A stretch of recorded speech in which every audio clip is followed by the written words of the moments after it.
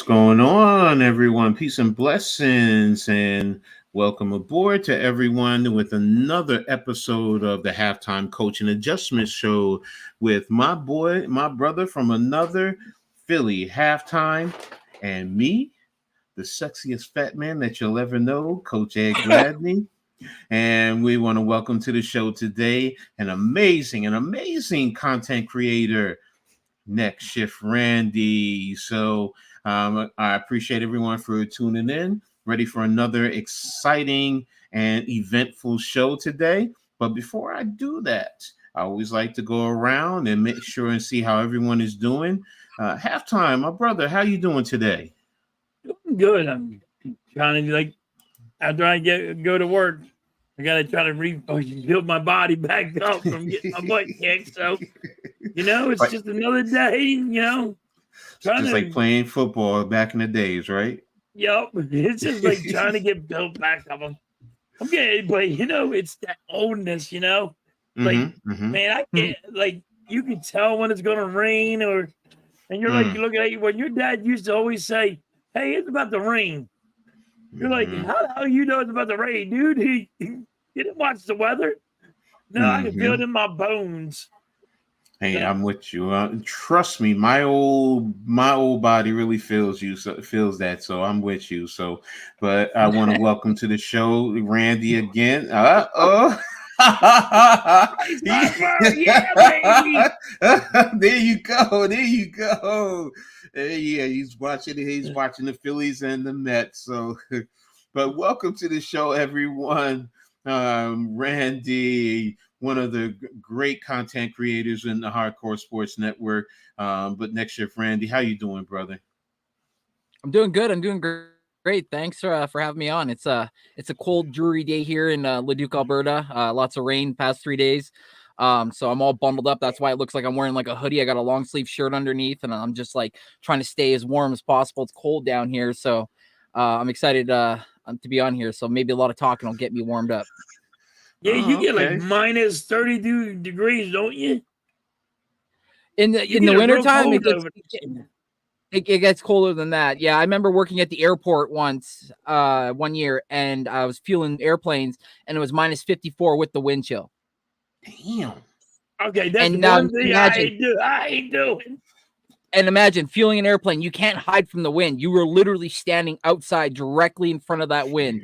And you're just like, you're just sitting there with like about 20 of those little like warm packs just layered around in your jumpsuit, just hoping to God that they stay warm the whole entire time you're fueling that plane. Because there were times where I was fueling a plane and I had to be out there for 3 to 4 hours, and those suckers wouldn't stay that warm that long. And you're not allowed to sit inside the truck. You have to stay outside in case of emergency. So it sucked, man. It sucked, but the pay was nice.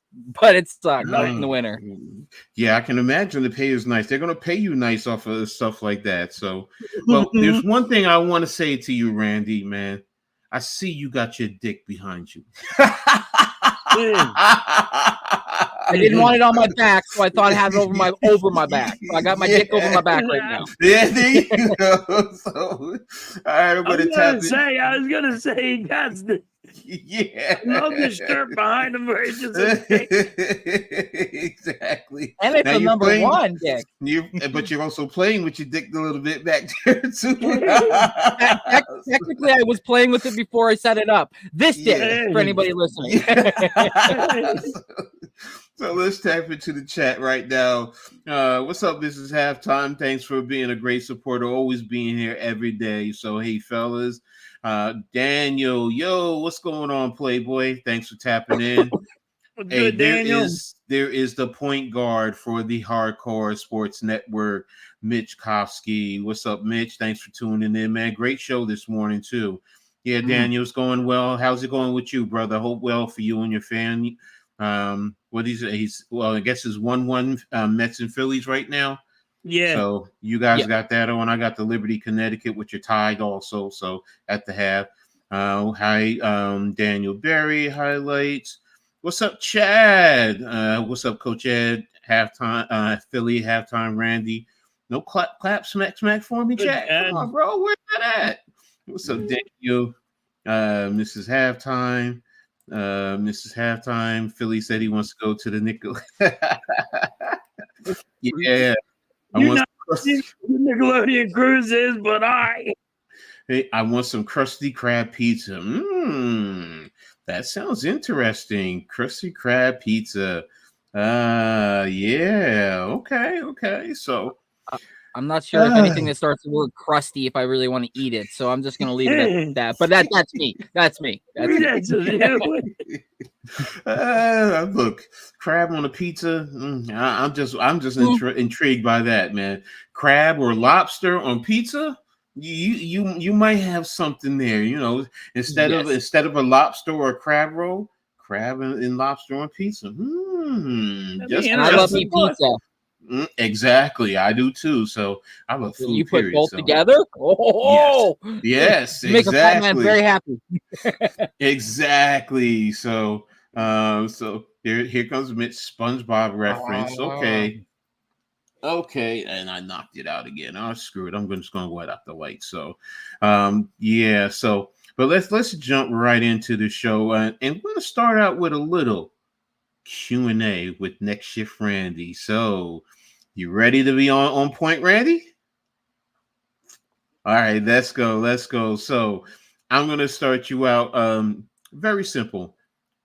How did you start in terms of this type of format? In terms of social streaming and so on and so forth. So honestly, what started it was obviously like I'm sure a lot of other creators. COVID came, and sports kind of stopped and it was halted. But I still wanted to talk. I still wanted to get my piece off. And so I ironically one day I just jumped onto YouTube and I typed in sorry coach, but I typed in Philadelphia Eagles creators. And a list of creators came up. Obviously, like you said, point guard Mitch Kofsky was at the top of the list. So I clicked his page and I started watching some of his videos, and I was like, wait, you can put videos out like this and people will watch them. So then I started doing more research, and then I found hardcore sports. And then I just like a crazy ex-girlfriend that wouldn't leave you alone. I was in everybody's chat, constantly talking about whatever it was the topic. And it didn't even have to be about the Eagles. I was hopping into the Giants chat. I was hopping into the Redskins or the Washington football teams chat, everything and anything. I was just trying to see like what the market was like. And then eventually I was like, you know what? I should make my own page. I should do this myself. And then the rest of it is all history. And now we're here. Okay, and go ahead, Halftime. You got a question for him? Me and Randy's we stream like the Eagles games a lot and all. And I know you're big in basketball. You know a lot of basketball, a lot of hockey. You know a lot of sports. Like, did you grow up watching all these sports with your family, or did your family put you into sports to make them watch it, or was it just you yourself that liked it? You want personally, my opinion, me personally, like I had family members that forced me to watch sports.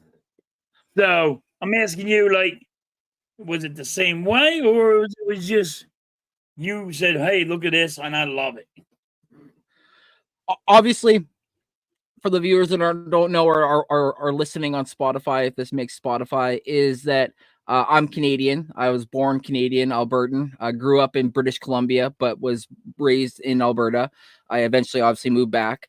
Obviously hockey was the first thing. Like when you grow up in Canada, it's like they almost give you a hockey stick right out of you come out of the womb. And they're like, let's see what your grip strength is like, like let's see, can you do a wrist shot? And it's like, so like, obviously I grew up watching and loving hockey.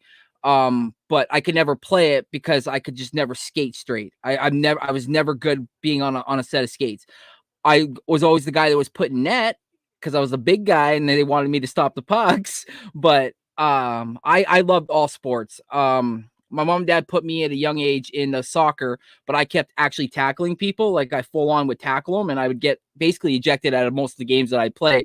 And my mom and dad looked at themselves and were like, yeah, this is definitely not what he wants to be in. So I don't know why their minds didn't click. So they put me in baseball. And then when they put me in baseball, like I just was too big. So like they had me on the outfield and I was getting lit up every time they hit the ball to me. So it was just like the endurance part wasn't there. And then like the story that I shared, I went into I never played a lick of football as a junior or anything else like that. I got into high school and I walked into the gym. It was a first time being at the school. Shout out to St. Mary's High School. And I walked into the gym and I seen all these booths of like where I had to sign up for my classes, and walks over the football coach and he goes, "You're starting on my football team." And I said, "Excuse me." My mom's sitting there and I look over Mom. She's got this smile on her face. And he's like, "You're playing on my football team." And I was like, "Oh, okay." He, tryouts. He's like, no. He's like, I want to mold you. I think I know what I can do with you. Fast forward, I went to the football practice. Didn't mean to, but I hurt 2 teammates, rip arming them, going across my defenseman or my offensive lineman, and getting to the quarterback. My coach was like, "Wow, we got something here." My first year as a junior, we won cities and went to provincials. We ended up losing to a team that actually, ironically, I live really close to now as an adult. And then in my senior year, I tore my MCL and ACL. And that was basically the gist of my second year. I came back my third year, but I just never had the pull off like I wanted to. So then I just started getting into sports broadcasting, and I liked it from that point on, and then so on and so forth. And then I just loved basketball. I was always a Toronto Raptors fan. I was actually a Vancouver Grizzlies fan when the Grizzlies were originally here. I went to a couple games and saw some games live. I actually got to see Steve Francis and Sharif Abdurrahim. That was kind of cool. But yeah, other than that, the sports just came naturally because I'm a sports head. So, well, I've always wondered, how did you come up with your name, Next Shift? I know it probably relates to hockey, but I'm assuming. But how did you actually come up with your name? Originally, I was Randall the Handle, and everybody thought my name was Randall, but it's Randy. And I hated how like everybody was like, "Hey," like they'd message me, like, "Hey, Randall." I'm like, that's not even associated. I'm My real name's Randolph. For anybody that's watching and listening doesn't know, my real name is Randolph, but I go by Randy because it's a lot easier for people to first of all spell and then pronounce.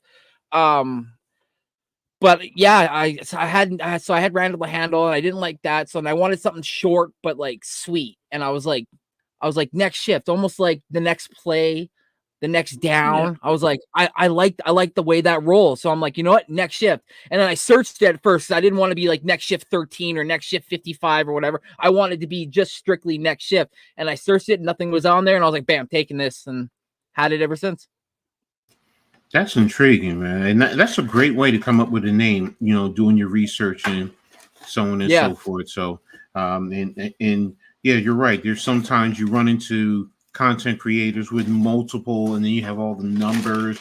So it's interesting, and I like that. So yeah. Now we see what sports you've covered, but were you a fan of each of those teams? Like you said, originally it was the Grizzlies, but then you went over to the Raptors, Toronto. And you talked about the Blue Jays. Why? And why are you a fan of the Eagles? I mean, why are you a fan of all these teams? I'm a fan of this team because of a guy by the name of Mr. Brian Dawkins. When I watched that, when I first got to see that man, when my coach sent me home and he was like, I want you to like go watch football, like pick a team and just follow their dogs in the trenches. And for some damn reason, every time I watched videos on the Eagles, Brian Dawkins came up making a big hit after another big hit, jumping, flying like almost before the Troy Polamalu era, diving on dudes, flying through the air, like just literally putting his body on the line for the team. Basically saying like, I play for the logo on the front. My name's just represented as the guy that's protecting that spot. And I took that with pride. And I was like, you know what? Not only do I like this team, I like that mentality, I'm going to play like that as well. So for me, the Philadelphia Eagles, obviously, every year is a different team, but for me, that era was what embodied me as an Eagle fan and wanted to play like. So watching them and just seeing like the ferocious team, and not sliding on anybody else's team out there, whether or not, you guys had your Michael Strahans. And then, by the way, I was pulling for you guys every time in the Super Bowl versus those fucking cheaters, the damn Patriots. Come on, Brady, you suck. You don't deserve the praise. You're a cheater. I hate you. Yeah, that was that. Yeah. So since you said that, Randy, I do have a question. Yep. Who do you hate more? Is it the New England Patriots, or do you hate the Dallas Cowboys? Oh man, who do that you one hate more? Even though New England cheated, or do you hate the Dallas Cowboys?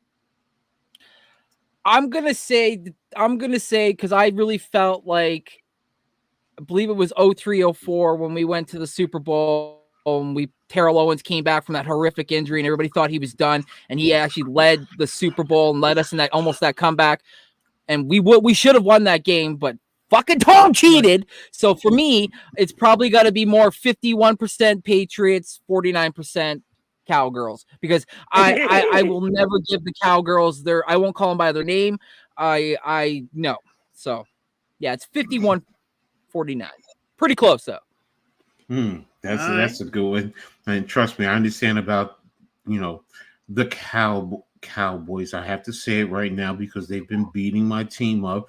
But I usually say that team from down south. That's what I usually say. But fair enough. In terms of sports, you were talking about playing in playing football. Was it actually Canadian rules or was it Americanized football when you played out there?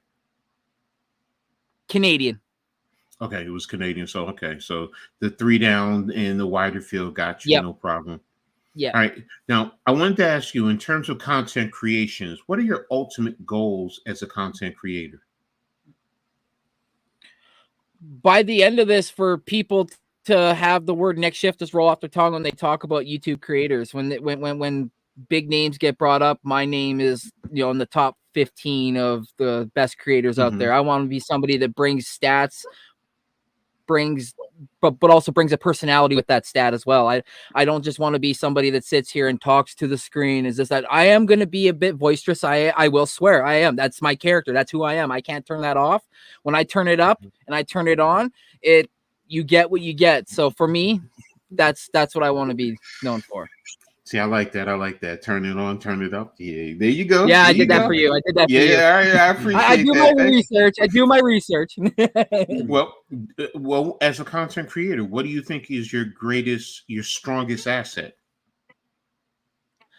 Oh man, obviously, other than probably my personality, I would have to say my desire. I think those two probably go hand in hand. I mean, like when people listen to me call games, I'm not just like, oh, he brings the ball. I'm like, I'm in it. I'm like, I'm talking like, oh, he goes down in the corner, he hits him. Oh, big hit in the corner, brings it back up to the point. Oh, he fakes the slap shot, brings it back to the other corner, shoots it down. Let's go. Like I'm going to be boisterous. So like definitely my desire and my ambition too. So.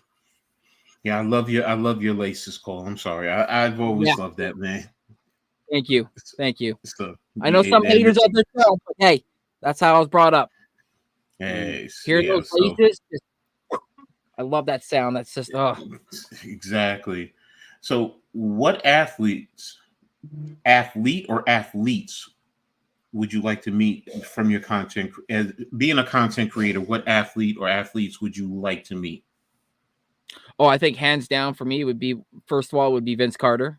Because now that he's in the Hall of Fame, like just being able to get a Hall of Famer's perspective, and like obviously he had his good times there in Toronto, but I'd like to know like what he felt like during the bad times, and like what eventually made him become a net. And then, like the Raptors turned on him, and then eventually once he made his tours through other teams and went to Dallas, made that big shot in the playoffs. I mean, just for me, it would definitely be Vince Carter. And I know that's because like I'm a huge fan of his, but I just, like the teams he's been on, the minds he's been able to pick, the coaches that have been able to pick his mind, and then just the player that he is and embodied, and like just I don't think there will be a player like Vinsanity for a little bit. What is it about Vinsanity that you loved about his game or appreciate about his game? That he did not like, and there's no disrespect, don't get me wrong, but his disrespect towards the defense. Like I know he respected him, but man, did he not? He didn't care who was in front of him. Like I know it's an older Mutombo and this, that, and the third, but they still have that no mentality. No. And he attacked the basket, man. And then in the playoffs, in the Olympics, when he played for the US and he damn near dunked over the net, like it was like check him. Did he not have springs in his feet? Like, how does a human being able to lunge that hard? Like, it was blowing my mind. And like, I know I'm an indigenous white male that, can't probably jump for worth the shit. But I literally, after seeing that, got a basketball net and was trying that stuff. Like, literally, I would be rolling my ankles, falling into the garage, like you name it. Come in, my knees are all burnt up, my elbows are all shot. My mom's like, "What happened? Did you fall?" And I was like, "Yeah, I tried to do a windmill dunk. I can't windmill." Try to do a windmill dunk. I can't do that. But look at the effect he had on me, though. That's what I mean. So, like, could you imagine other kids that had the ability, like, they were able to take it to the next level? So it's like what he did to inspire not only just like me, but many generations of Canadians was crazy. Okay. And I'm going to hit you with a little off the cuff question. All right. You ready for it? Oh, yep. What's your favorite dance move? Oh God, and by the way, I like to dance. I do. I know. That's why I asked that. And for me, for all the ladies out there, by the way, I am taken. So no, sorry, off hands off. I love just getting right in the center of the dance circle.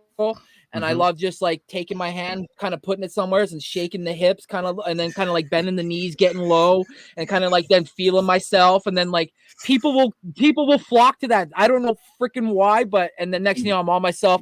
I'm backing that stuff up, telling people watch out. So there's many moves, but definitely the feeling myself, shaking the hips thing. My mom always said, she's like, "Boy, you got hips, shake them hips." Yeah, hey, I'm with you, man. That's a good one, man. Backing it up. So, Halftime, you got a question for him before I go on? So, Randy, I know you work and you got your family, how do you balance it all out? It's kind of hard, Joe. I know where you're going. When you say it, I know what you're going through, because it's very hard. Because I work a lot of hours, and I'm like, sometimes I just don't know how I'm balancing it out. Sorry, Jerry. I wanted to know, how do you balance out? Oh man, it's difficult sometimes, Halftime, and like for somebody like me who has like a set schedule when it comes to like hours, yours is probably more difficult, because like yours could be from sun up to sundown almost, in a sense, if there's a project that needs to get done. Where mine, it's like, okay, your hours are up, you can go. Then you got to battle, if you're exhausted, if you're tired, this, that, the third, because like I said, you want to come on here and you want to give the people, the content creators, what they deserve, which is like your true self. And if you're kind of tired, it's it kind of hurts it a little bit. But for me, man, it is tough. It is. That's why like sometimes like I gotta say no. And as a content creator, I've learned that always isn't the bad thing. People got to understand that you also have a life and a schedule as well, and that things do come up. So, because at first when I was a content creator, I say yes to everything, because I was like trying to please, and I didn't want anybody to think that I was any less of a content creator than them. And then once I've now been into this for over a year now, I've learned that, you can say no, because you don't want to burn yourself out either too. So, but for me, Halftime, it is difficult. And I honestly, I look up to people like yourselves that have so much that is on the go, and just know that, if you guys are pushing through, that I can do the same as well. Yeah, like I said, like I work a lot of hours, so I know how hard it is. Yeah. And people are like, "How are you doing it?" I'm like, you got to just push through it, but you also got to make the wife happy. You got to make the kids happy and all that. See, that's where I'm lucky though, because I live by myself, so I don't have to worry about that. My kids are grown. I don't have to raise kids, and my granddaughter, she comes, but she can go home to her mama. So I'm with you. So yeah, but I can appreciate where you guys coming from, because when I was working and doing multiple things, yeah, trying to balance that with family is definitely a very tough endeavor. So now, who do you have a favorite content creator? Besides me. I want to be like, besides you two, gonna pump some tires right here. Besides, Coach Ed and Mr. Halftime. Actually, like I said, when I typed in Philly creators, I saw Mitch, but there was also another fellow, and his name was Joey Shakes, and I went into his chat, and like I saw like he would have like 400 or 500 people like on a go in his chat, and I'm like, there's no bloody way this guy's seen my message. I now have his phone number, and I can like text him. Like that's how good of a relationship that I was able to build with him, even though there was so much there. So like for him to be so humble, and for him to be such a like an approachable person, like, and he's also got a busy schedule because he works nights. So for me, it's Philly Shakes. It's Joey Shakes. Joey Shakes. Yeah. All right. Now, my last question to ask you in this segment is, for any aspiring content creators, what advice do you have for them? Well, I mentioned before, yeah, exactly. Yeah, he even came on the MK headlines when we had MK headlines, which was pretty cool. And he made a couple appearances, so it was really neat that he set aside some time for us as well. But I mentioned it before with the don't burn yourself out, and like let life have life, so you can say no. Don't be afraid. Like, maybe that person was just thinking of it as like the spur of the moment, and if you're not going to do it with them, then they might not even do it. They're just looking to have somebody with them or whatnot. So like, don't feel like you're obligated or feel like maybe you ruined something because they got to see that you have a schedule and that they have a schedule, and that maybe sometimes it might not always click. But know that, it's okay to say no. It is. It really is. And number 2 is always, always, always be respectful of your chat. Yes, exactly. That I fully agree with you, because there are some content creators that they only want to go to a certain element within their chat or certain people. So yes, you try to be respectful because they've taken their time to be here in your chat. Give them that respect, and to at least acknowledge them, so as best you can. So even if it's a simple hi, I see you there, thank you for being here. So exactly, that's definitely great advice in terms of respecting your chat. Actually, I just came up with 2 more questions that I just want to ask real quick. The first one is, what are your thoughts on Halftime and I right now, what we're doing right here? The show. Yeah, I love it. I think it's neat. Yeah, I think what you guys got here is something cool, like, and the concept of it, and just like the overall scheme. I think it's sick. I'll be real. Like, if I haven't tuned in when you guys were live, I've definitely watched when I'm like vacuuming and doing laundry, and like listen. Like I sometimes can't be able to watch, but I'll like listen. And Alicia's grandmother, who's a bit older, lives with us. She'll be like, what's so funny? What? And I'm like, oh, you wouldn't understand when it comes to 2 old farts talking. She goes, I am an old fart.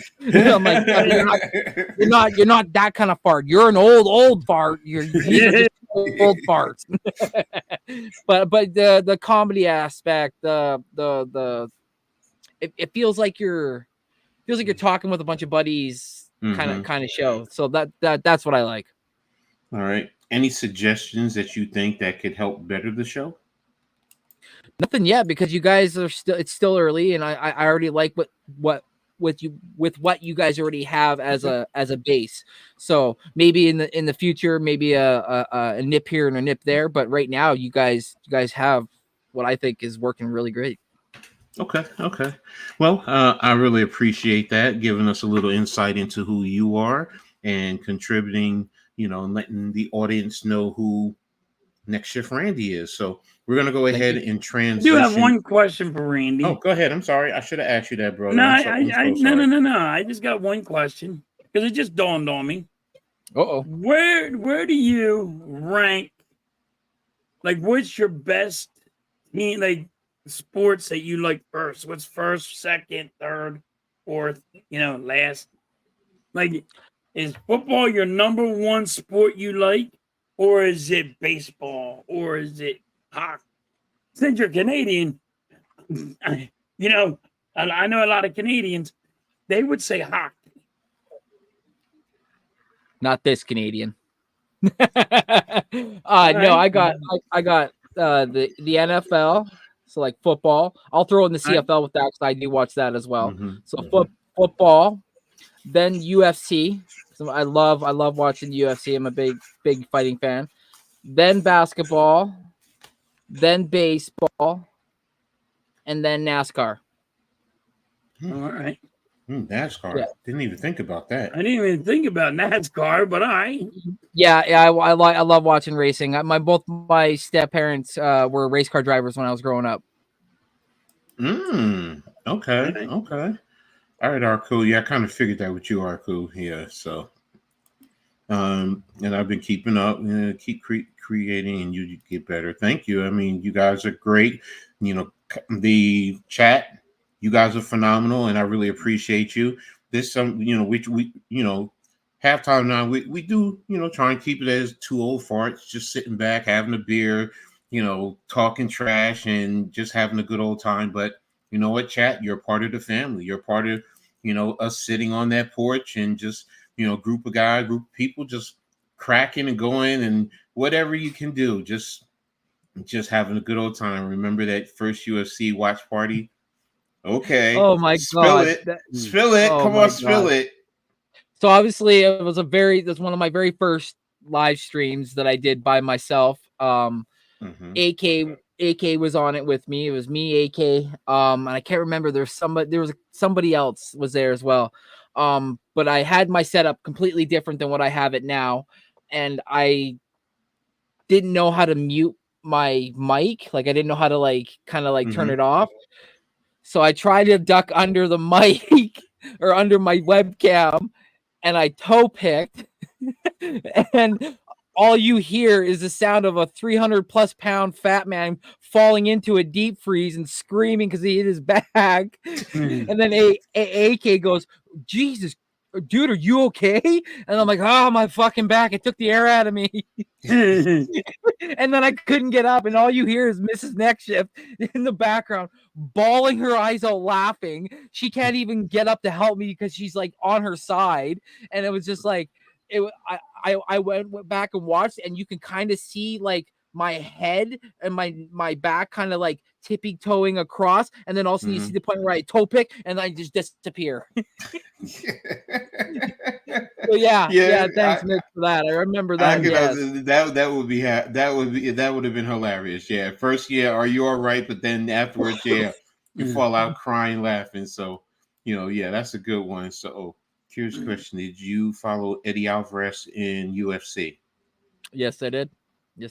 I followed him actually when he was in Bellator. I was a big Bellator fan too before then. And I was actually a WEC fan before the UFC bought WEC as well. So I was a huge Uriah Faber, Eddie Alvarez, all those guys that came over from WEC and then went into Bellator, and then UFC bought out Bellator and they came into the UFC. So yeah, I'm a big Halftime. The reason why Miss Halftime's asking that is because Alvarez's wife, she went to school with. Oh, sick. So she knows him. So. Okay. Exactly. So, all right. I know this is a bit off topic, but I actually I lived a block down from the British Bulldog growing up, the WWE wrestler. Remember Greg the Hammer? Remember Greg the Hammer Valentine? Yeah. He lived like down the street. Did you guys know these wrestlers? I did. I talked to Greg Hammer Valentine. My brother's like, "Dude, why are you talking to that guy?" And I was a kid, and I'm like talking to this guy. Dude, you're talking to a stranger. I'm like, Your dad ain't a stranger, dude. He's a wrestler. He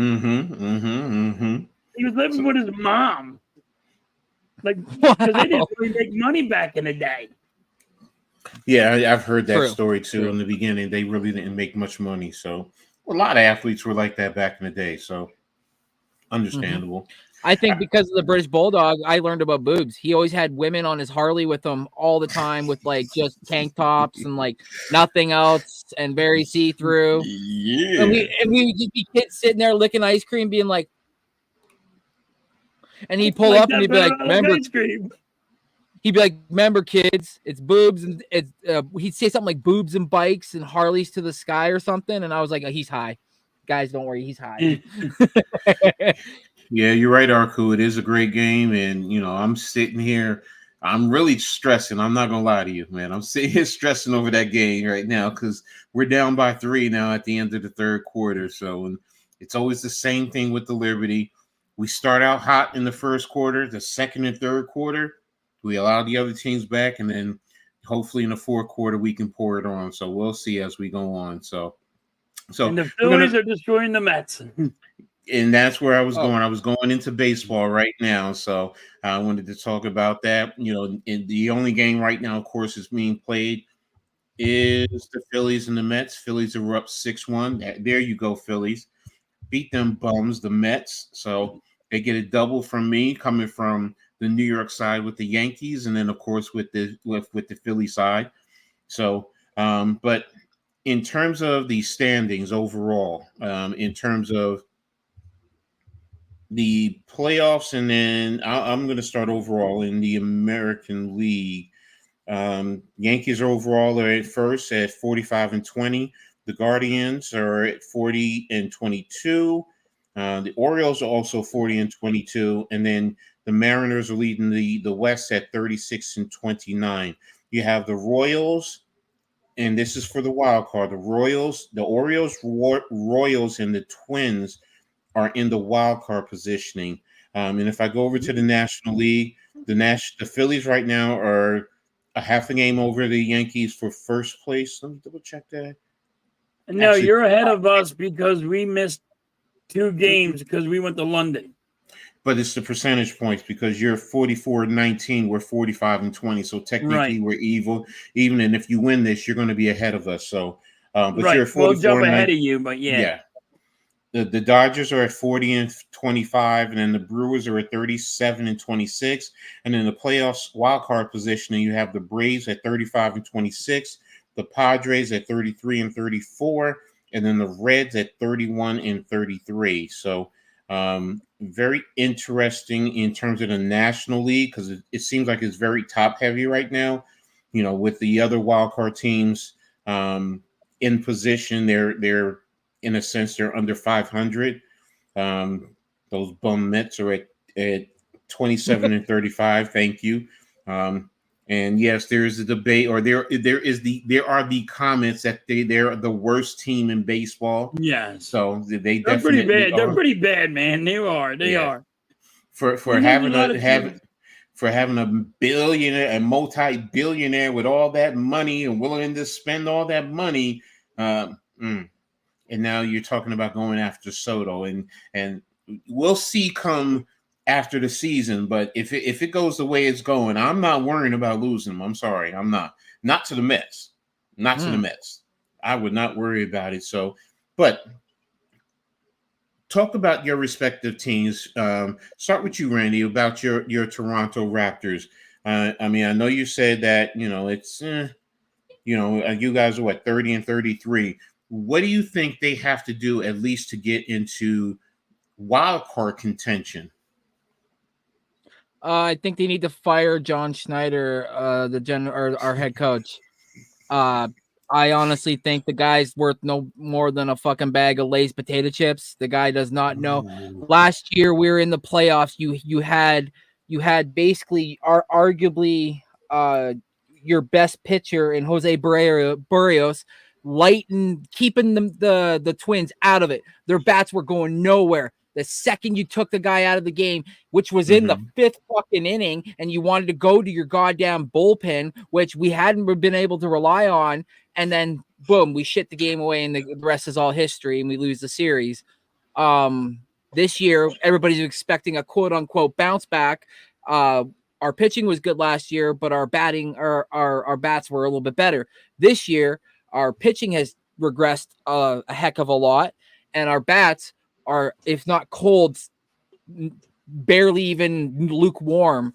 Our team is hitting, we're dog shit. We're two games first innings away from setting an MLB record for the Boston. I can't even remember what the name of the team was, but it wasn't the Red Sox. It was like a 1932 Boston team that had gone hitless and hadn't scored a run in the first inning in the season. We're at almost 39 games that we haven't scored a run in the first inning. Wow. So that's a glaring stat. Our bullpen is blah.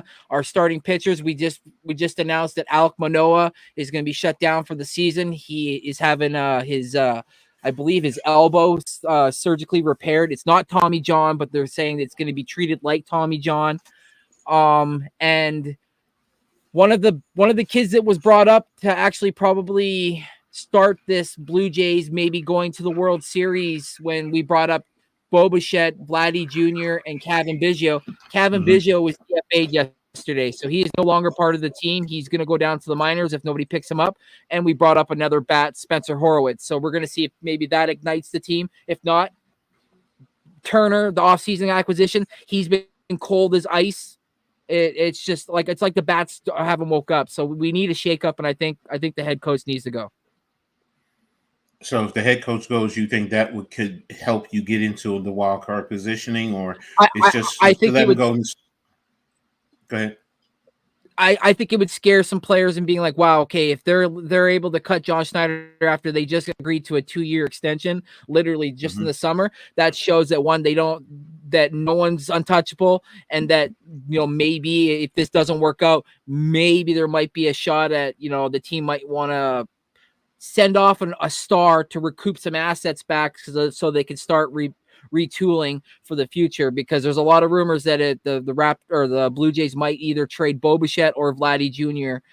if this doesn't turn around fast enough, because we got a pretty high payroll and we're not doing well at all. So yeah, oh, wow. I did hear that you guys were talking about trading a lot of your guys. Like you're ready to, you're just sellers already. And I was like, well, like that's when I was talking to you behind thing. I'm like, how is your freaking closer doing? I went because I need a closer, and so now I'm looking for the Phillies. Like, who's on the market as a closer? Because I really think the Phillies need a closer, and I'm like, and then you tell me he's out for the year, he's done. I'm like, you're losing everybody fast. That's crazy. Yeah. Wow. I mean, that is crazy. I mean, in terms of what's going on, and usually I'm expecting a lot from the Blue Jays. It's usually the Blue Jays and the Rays, who I kind of expect a little bit more. But the way things are going in the division, yeah, you're right. The Blue Jays are bringing up the rear in terms of the division. So it looks like it's a tough one right now, but I mean, it's not like you're totally out of it. It's still early, so things can change as we go along. But again, I mean, I feel you where you're going in reference to that. So, and I want to say really quick for those wondering, if you fire John Schneider, who you going to use to replace? I think Don Mattingly right now was brought on not only just to be somebody in his ear, but somebody that would probably take over. So it would be Don Mattingly. The Mags is my all-time favorite Yankee, to be honest with you, man. I just love Don, man. I love this game. I hated that, injuries cut his career short. I was hoping that he would be there, or he could have been there when we did win that World Series, so he could have that World Series ring. Yeah, I think that's one of the things that hurts him in terms of the Hall of Fame considerations. Because to me, he's a Hall of Famer. I'm sorry. Yes. So, and a lot of New Yorkers would stand up with you on that as well. And one of my greatest memories of Don Mattingly, it's actually not a baseball play. there was a foul ball that went over to the side, and he went over there looking like they always do. And there was a little kid sitting there looking back at the ball up in the stands, and he reached in and pulled out a popcorn and just ate it. And the kid turned around and he's standing right there. And there he is, eating his popcorn before he goes back on the field. So yeah, I remember that one. Yeah, that was one of my greatest memories from Madden League. Because as a kid, you was wow, he ate popcorn from me. So yeah. So, I remember that one. His toes of my popcorn. He's like, yeah, that's pretty cool. But all right, halftime. Talk to me about the Phillies. Let's get a little rundown on the Phillies. Their Phillies are on fire. Like this is unheard of what the Phillies are doing. So I'm not used to this type of thing. This is only the third time in Phillies history that they've been on this kind of a winning streak. They never got before 60 games. They never got the 40 wins first. True. So, and this is just what's happening right now. Look at, Ranger Suarez is on fire. I mean, he has to wait till he gets paid. He didn't even get paid yet. They're going to have to give him like $200 million. He's going to get friggin' a ton of money. So now the Phillies have like 3 outstanding pitchers. You know what I mean? They got good pitchers. The only problem I got with the Phillies is the bullpen. But, I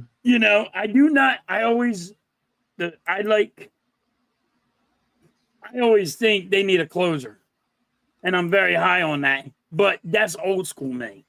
Like, I don't think you should do it by committee. But the committee's working? If it ain't broke, don't fix it. So you can't complain about nothing. Ranger Suarez is awesome right now. Everybody's on point. He's 9-1. Yeah, he's 9-1. Like, how can you complain about anything that's happening right now with the Phillies? I mean, we have our shortstop out, and that we're paying tons of money. And here's our backup, and he is on fire. Right now he's the best backup in Major League Baseball. He is pulling out numbers left and right, and I was against him. Of course, Trey Turner's out. Yeah, Trey Turner's out. He's been out for like over a month. So Turner's been out, and you got Soto over there just friggin' hitting the friggin' cover right off the ball. I mean, he is on fire, and nobody thought he was going to be like this, and but he is just lighting it up. Merrifield right now just hit a home run to get us over to friggin' the 6-2 now, but I mean, like, Merrifield hasn't been doing them, but he's over here popping home runs in London. Well, he needs to stay in London because that's like he only has like 3 home runs in the whole year. You know what I mean? Like, you can't complain about this team. It's unreal what the Phillies are doing. It's kind of like your Yankees, Coach. You guys are like, you can't pick nothing apart. Like, people are like, try to pick something apart about your team. How can I pick it apart when they got, 43 wins? 45. We're 45. 45, right, yeah, 45 wins. If they lose one, okay. They lost one. They're going to lose nice. One. But yeah, there's no complaints over here. Yeah, I mean, last night with the Yankees. Nice. Yeah, last night with the Yankees was the first loss we had, I think, in the last 9 games or 8 games, something like that. So, and we lost to the Dodgers, and we lost in overtime in the 11th inning, 2-1. So, but I mean, we lost to the fucking Oakland A's. Like, the people in the stands chanting, "Sell the team." We lost to them 2-1. Like, what the fuck? So, it shouldn't be like this. Hey, yeah, we talked about that, Blaze. Yeah, we talked about that. And you're right. This is a no pause zone. So, when you come here, you won't hear that from us. So we're two old guys who, but we're not about that. So that's for all you youngins out there. So, but yeah, with the Yankees, I mean, they, other than last night, they've been on a tear. We just recently lost Soto, but Soto went out with elbow soreness. In the minor, I mean, at Double A, Garrett Cole pitched in Somerset. Literally, I used to live it's in Bridgewater technically, but I lived in Somerset, which was around about 10 minutes from my house. So, and I used to go to see games out there. And if I was out there, yeah, I would have probably been there trying to see Garrett Cole play. So, and he did well. So he's actually supposed to be pitching tomorrow. And that's the thing. Our number one, our ace is not here, and we're tops in the league. So imagine once you get him and he gets into a rhythm, it as a Yankees fan, it leaves you very encouraged. So you're like, okay, is this an opportunity for us to really make a push? I mean, you have what's his name, Gil, whatever. The kid is amazing as a pitcher. I saw him in his most recent game, and I'm just sitting here watching his stuff, and I'm saying to myself, wow, the way he moves, and he pitches like he's a veteran. So, I mean, you have the staff, guys who, you were worrying about, but they're out here producing. So, and that's the thing. They continue to step up game after game and gain confidence. I mean, killing it with home runs. Judge, will he surpass his record? That's the question right now I have for him. Will he surpass his home run record in the American League? Because he's doing a phenomenal job. And I think Soto helps him. I really think Soto helps him because he's starting to see some pitches. So, yes, he started out slowly, but look at what he's doing now. He's tearing it up. So, and then Juan Soto. Too, Coach. Yes, Stanton's in double digits in home runs. I do wish his batting average would be a little bit more, move up a little bit more. But when you go up and down the lineup, it's like, well, where is an easy out on the Yankees? And you don't have it. You don't have it. So, inner squad play when the pitchers are batting. Yes, yeah, exactly. So, I agree with staying in London. Let's see, picks it up. Yeah. So, but again, it's ultimately I'm hoping for the perfect World Series for me would be the Phillies versus the Yankees, and then of course the Yankees winning. So I mean, I'm going to be honest. So that would be the ultimate for me. So, but just having those two teams there, it would be a heaven for me right now. So, but in terms of the standings, playoff standing, that's what I think it. That's one thing that I wanted to look at. We talked about the hottest teams, in terms of baseball. Halftime. Who do you think is one of the hottest players in baseball? Hottest players. Judge is always on fire, so there's you just can't not mention him. But like for the Phillies, it's Bohm. Bohm is Mr. RBI. The dude's just Mr. RBI. Right now, his RBIs are crazy. And so I mean there's a lot of good hitters out there. I got to go with Judge, and then I would put Bohm in there. Okay. You got a lot of teams that have great hitting. I mean, even a team that's bad, they still got good hitters. I mean, they just are on a bad team. Basically, and that's the thing. Sometimes when you're on a bad team. So, Randy, what about you? Who do you feel is one of the hottest players in baseball right now?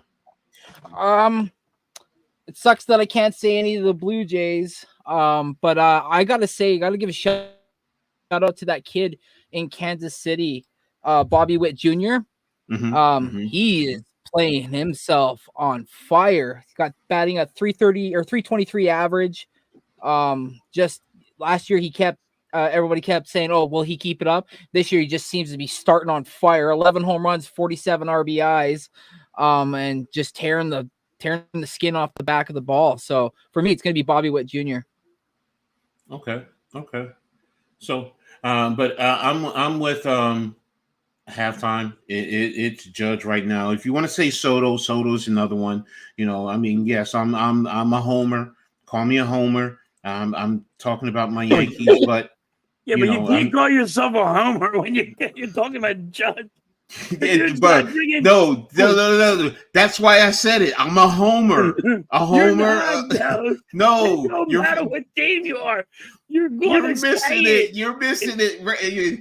Home run. It's a homer. Yeah. That's why I said I'm a homer. Yeah. Doesn't he have like 20? What's he have? 22 or 21 home runs? Check that. Yeah, he's. Soto's got 17. Soto has 17. No, Soto has 17. Judge has 21. Judge has 21. Soto has 17. Stanton has 15. Harper has 15. I mean, like, Harper's like looking at his baseball bat right now, like, yo, we got to start hitting some balls. That's why they're calling that three-headed monster in New York. They're calling it the Hydra.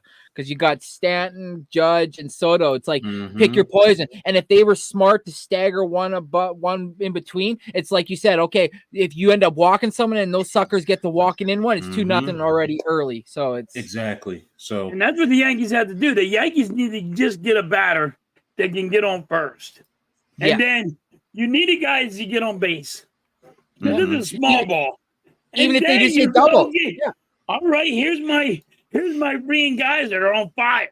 So you put one, then put one, just a plain guy beside that one, and then have another home run guy, and just keep on going. You'll never stop them. Blaze, I'm going to say this. I was watching this morning. I was watching the Sports Center Top 10, and there was I think it was the left fielder who made an amazing catch, a diving catch. So Pittsburgh, yeah, they have the ups and downs, but hey, they developed some nice young talent that can come to the Yankees and win championships. So I'm giving Pittsburgh their due respect, man, because hey, we got Garrett Cole. Where didn't he start at Pittsburgh?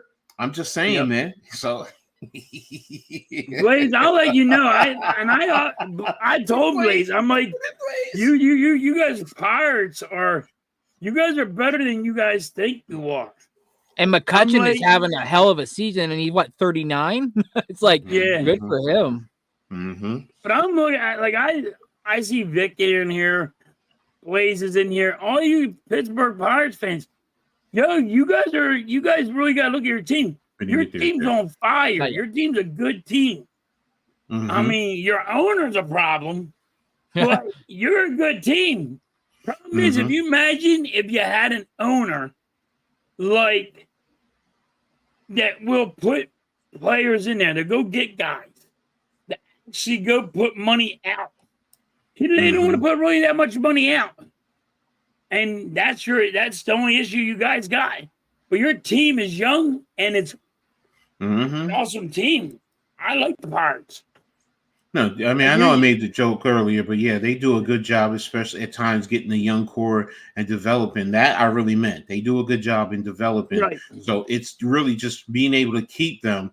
And I get being in a smaller market when you got going up against the Boston, the New York, the Philadelphias, the LA, Chicago, they can generate because the revenue because of the markets that they're in. So but yeah, you guys did a good job of eventually getting fire the owner, higher halftime. There you go.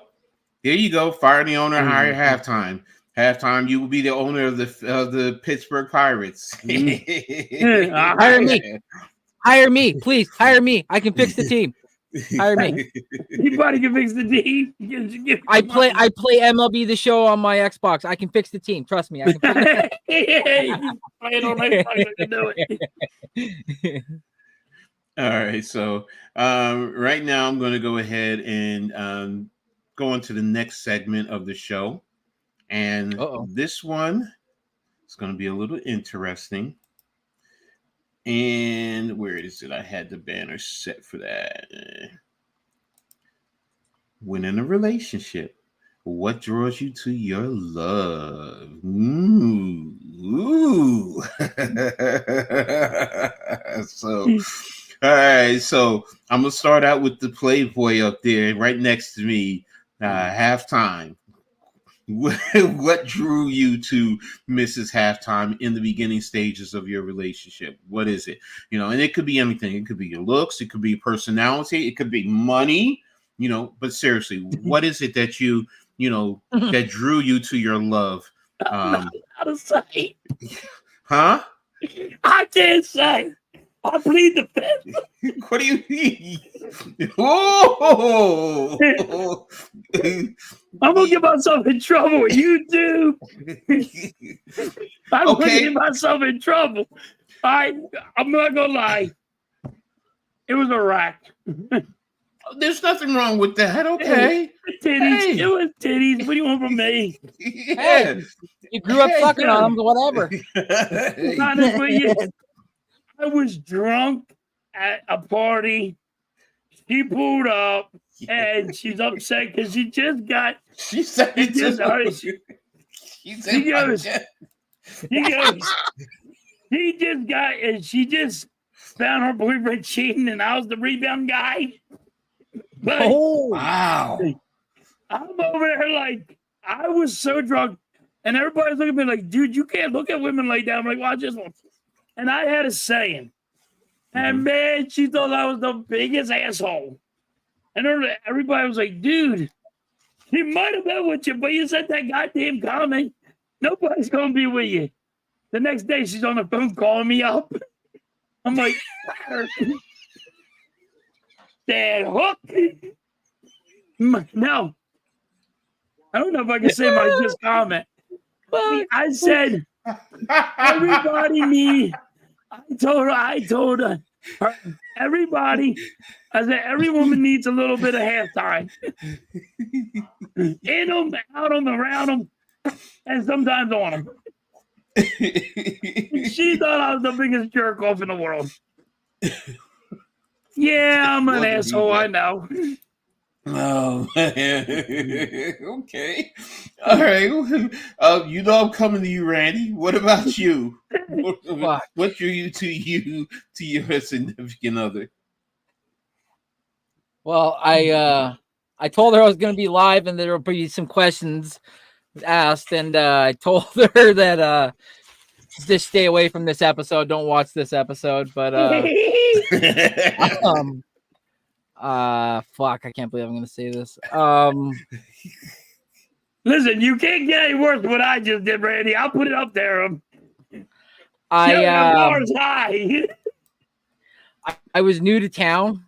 I was new to this town, and for anybody who knows, I smoke marijuana, and I needed somebody to buy something from because I didn't have my new ID, so I couldn't go to a dispensary. And somebody told me, "Oh, there's this chick that deals, and she'll probably hook you up. If you're single, maybe hit on her a little bit." So I was like, "Okay, I'll hit on her." So I showed up, and next thing you know, we're in the back seat of her car, and next shift's pants around his ankles, and I got my weed. There you go. Okay. And the rest was history. I was like, I like what happened, and here we go. We're gonna stay together. Okay. Well, and she didn't contest. Well, I'm single right now, but I'm going to take it a different way because the love of my life, my first wife, the mother of my children, who gave me the 3 greatest gifts on earth. She's no longer with us. She passed away in our relationship. If she was here on this planet, she'd be right here with me. So, And actually, what drew me to her, and it's a funny story because I had my friends, and we, literally, I mean, you were 20 years old, 20-year-old guys, whatever, and it was four of us, and one of the guys, Craig, he met a female, and she had two other friends that she wanted to go out on a date, so they chose those three. I wasn't included. So, and she, the love of my life, she got hooked up with one of our friends. His name is Flash. And if you understand why his name is Flash, yeah, it is. At that time, he was like that. So, and when they went out, meeting her for the first time, he's all over her, hands all over the place. And she was not that type of a female. She wasn't. Right. So, and needless to say, it was a bad experience for all three of them, all six of them, technically. So, and it was going to ruin the other two's opportunity for another date. So they said, well, we have another guy, he plays college football, blah, blah, blah. So they set us two up on the phone, and she was literally fresh out of high school because I'm 2 years older. So she was 18. We're sitting on the phone talking, day after day after day after day. Literally, I would end up going to class after being on the phone with her all night, and she was going to school and then work and then come home, and we're back on the phone. We were like that for 2 whole weeks before we finally met, but we were in love from there. So, and we actually met, we were going to meet at the mall. And the funny thing is, I was there early, nervous as crap. So I'm sitting there in the parking lot. I had a basketball in my trunk, so I'm dribbling, have no skills, bobbling the ball all over the place, trying to get it through my legs. Lo and behold, they all come around. And they're at the door, and they're seeing me right up there, and they're like, "There he is." So, and then they yell for me, "What are you doing?" Blah blah blah.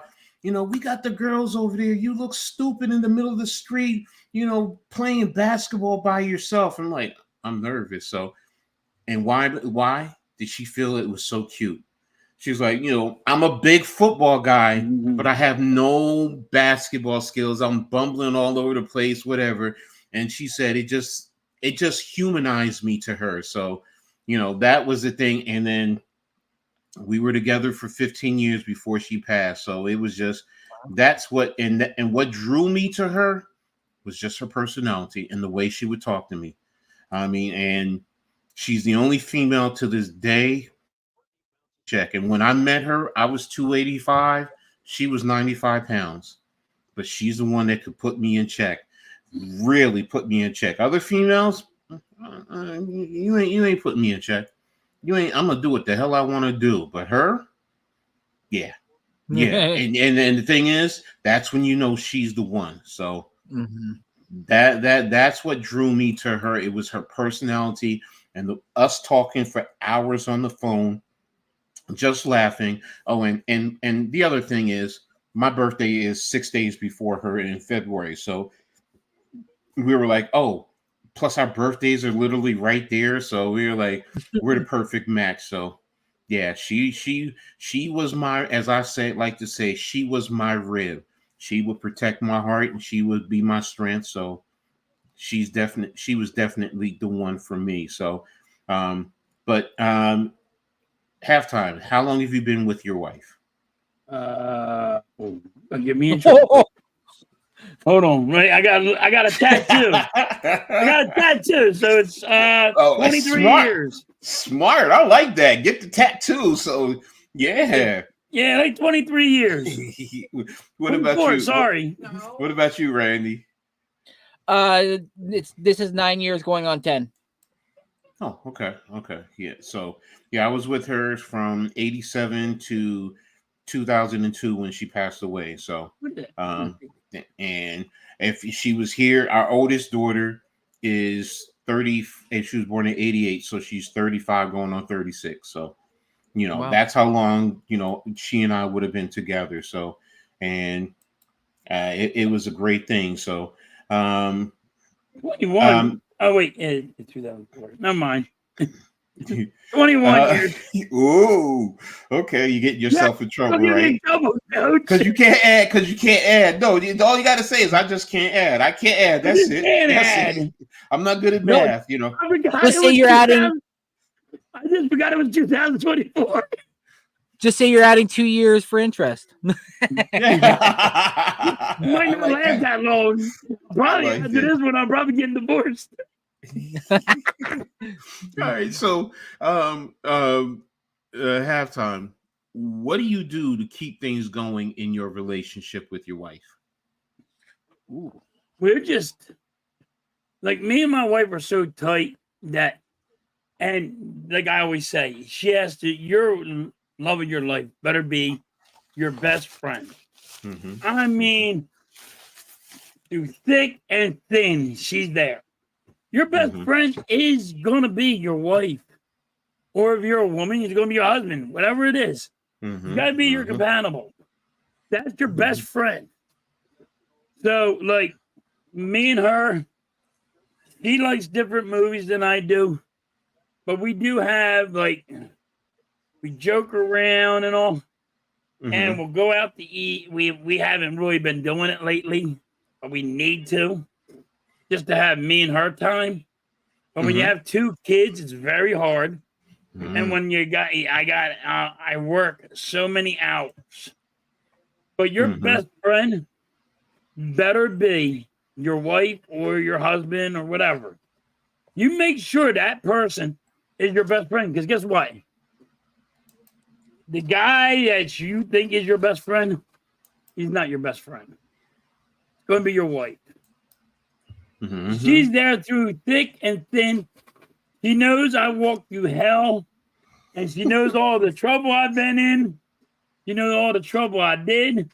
I mean, like, she knows everything about me. And that's the coolest part. Like, and that's what you all people need to learn. Your best friend is your wife or whatever. Back. But I mean, so me and her need, like, we always, your best friends. I mean, it is so cool that she's always there.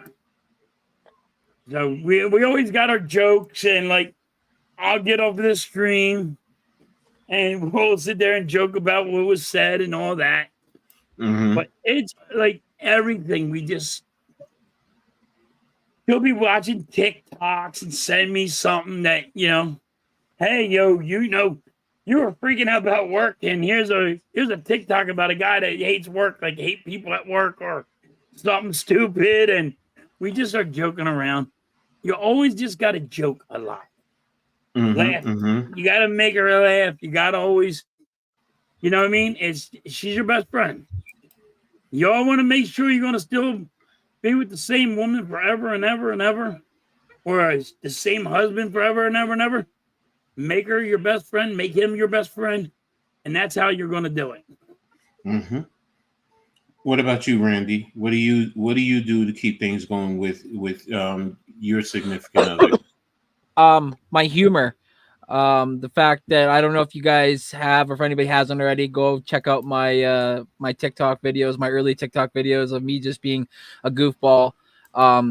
It embodies what she doesn't have, and she embodies what I don't have. So she embodies. I'm not saying she's not funny, but I take it to like another level where she's like, "Oh my god, I can't believe you just said that," but she's like laughing, dying, crying.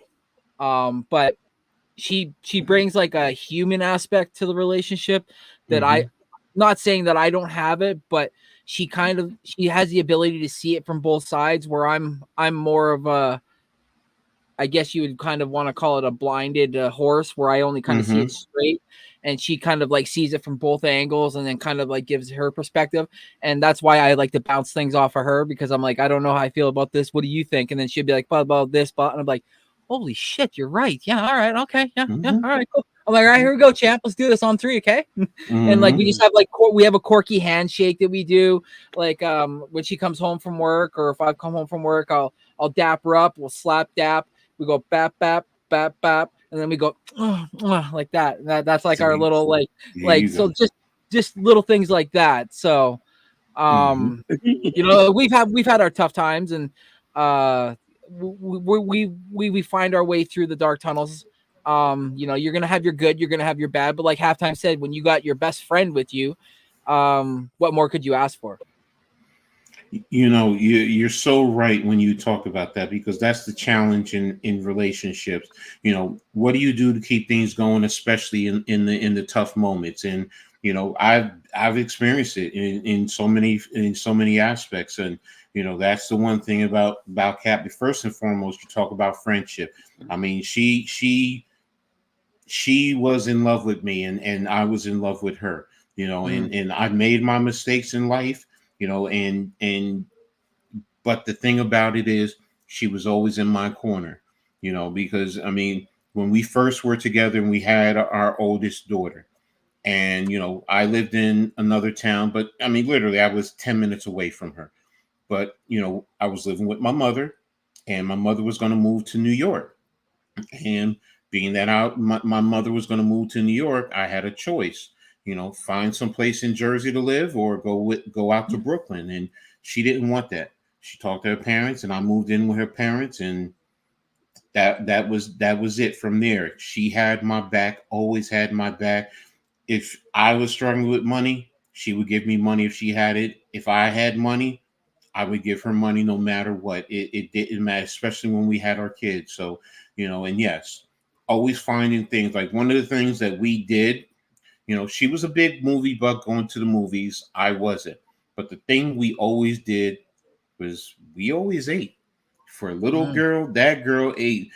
Every Friday back then, it was we always went to Pizza Hut and got two large meat lovers, and we would kill it. We would kill it, and we would sit and watch. We would watch a TV show, movies, whatever. And one of our favorite shows to watch together, even if she was upstairs and I was downstairs, and we both had it on, was A Different World. I mean, there were times where you Oh, know, Different World was a shit. yes, she the if anybody ever saw it, the wedding scene, she's upstairs and she's screaming and she's like, Eddie, did you see that? Did you see that? They finally got together. And I'm like, yeah, babe, I see it. I see it. Oh my gosh. But yeah, that's the thing. We didn't even have to sit to it, but we were still watching it together. And that's the thing that it is. So that in terms of relationships, that's you know some of the things that you should do, or hopefully you can do in terms of you know keeping your relationships alive. So but real quick before we go on, everyone, make sure you guys hit the like button. If you're new to the channel, make sure you subscribe to all three of us. Philly Halftime, Next Shift Randy, Coach Ed Gladney's Amazing World of Sports. The information is in the description. Make sure you hit when you subscribe, you hit the notification so you know, and share on all your social media platforms. And for those of you who don't know, yes, we do talk sports, but we talk about life, love, all different aspects. That's the thing about this show and this program that's going to be, you know, a little bit different from others, because you're going to be dealing with Philly Halftime and me. We're two old farts, you know, and we're going to bring you our perspective in life. And, you know, if it helps someone, great. But you know what? Some of you guys may give us information or give us things that may help us in our lives too, because that's what it's about. This is about more, not just sports, but it's about family. So, but you know, I appreciate everyone being here. So thanks a lot. So I'm going to go on to the next question. And Randy, I know you're not there as yet, but it's about kids. How do you balance family life and romance when you have kids? Well, somebody please tell me, because it is so hard. It is not easy, man. It is not easy. I mean, like, I have a 4-year-old and a 10-year-old. Mm-hmm. We do not have time to. We can go to the bedroom and just want to have a grown-up talk. Mm-hmm. And here comes the little ones barging in, trying to kick the door open, like, what are you doing?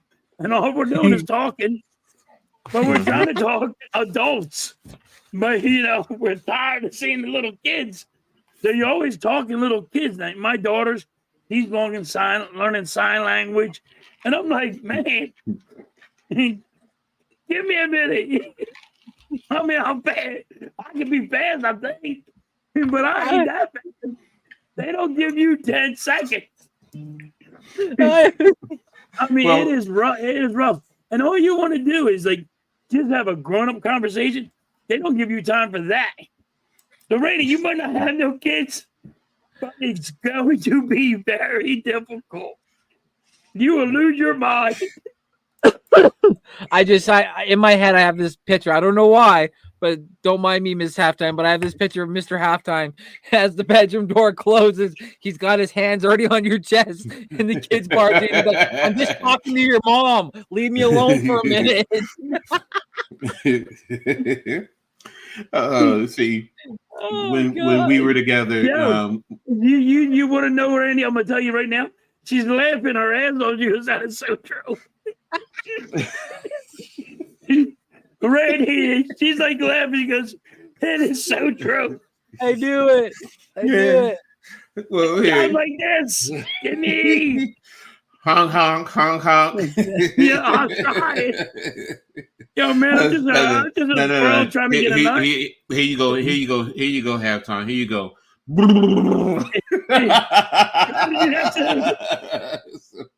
They will not let me. See, here's one thing that we used to do, and sometimes we were tired, but honestly, if we knew we wanted to do that, we'd take the kids on. One of us would take the kids out, or the other one, and try and wear them out, get them so tired that when you come home, you give them a shower. Usually, our kids back then, they were out by 9 o'clock, and it was like, yeah, now it's our time. It's either that and my parents. My parents and my uncles. Different time, different era. So please don't kill us. But they used to give us a little taste, a little shot. Yep. You know, give you a little brandy or whatever. Yeah, listen. When you had bad news, what they give you? They gave you whiskey. Put it on your gums. Exactly. And that didn't hurt nothing. That's what we used to do back in the late 60s, early 70s. My dad used to say, knock your ass out, and me and your mother, we would, handle our adult business. So, but yeah, I'm not advocating for anyone to do that nowadays. Please do not take it as Coach Ed is telling us to give kids liquor nowadays. I'm just telling you, different time, different era. My suggestion is, if you can, go wear your kids out, take them to the park, get them in activities, get them tired physically. Then you come home, give them a nice, good, warm to, fairly hot, slightly hot shower so their body can relax, get them all dressed up in their pajamas, and then go off to bed. And next thing you know, you're going to be hearing the snoring and be like, yeah, baby, it's on. It's on. Now let's us get our adult beverages and get going. So, but that's something that I used to do, and I appreciate what you said that you do in terms of the romance with your wife there. So, Randy, if you did have kids, what do you think you would do? Oh, fudge. I don't know, man. We already have a hard time with our cats. Like, you worry about your cats? Yeah, that ain't done. Not to get into complete context of what was going on, but Lucifer came in one time and I didn't know where she was, and me and Mrs. Next Shift were adulting, and the cat decided to sniff somewheres, and I wasn't too keen on where she was sniffing. So I and then if we close the door, they sit there and scratch at the door like they're being murdered out here. So it's like I hi kitty, hi, like it's like it's just not gonna work. But yeah, if I was a dad, I would definitely like you guys say, I would even get like a trampoline even too, coach, and like let your kids do some gymnastics type thing too, but like take them to a local park if you can't afford a trampoline. And I remember growing up all the time playing at the park and having just a hail of a time. So, and then if possible, even take them to like a park that's a little bit further than your house. So like on the way back, that could even exhaust them out a bit. But car I rides, yeah, exactly that too. Yeah, I remember when my mom and dad, and trust me, I remember when mom and dad were adulting because I knew exactly what they were trying to get at. Like, when your mom and dad was adult and you weren't allowed in that room, you'd be like, they're like, you get out of here, I'll hit you with something. I will bust you up. Back in the day. See, I would use it to my advantage though, because when I knew that they wanted to do that, I would be like, "Hey, can I go outside and play?" And they'd be like, "Yeah, go do whatever you want." I'm like, "Okay, take my bike and see you later." And I just take my bike and go off and just ride for hours. Just ride for hours.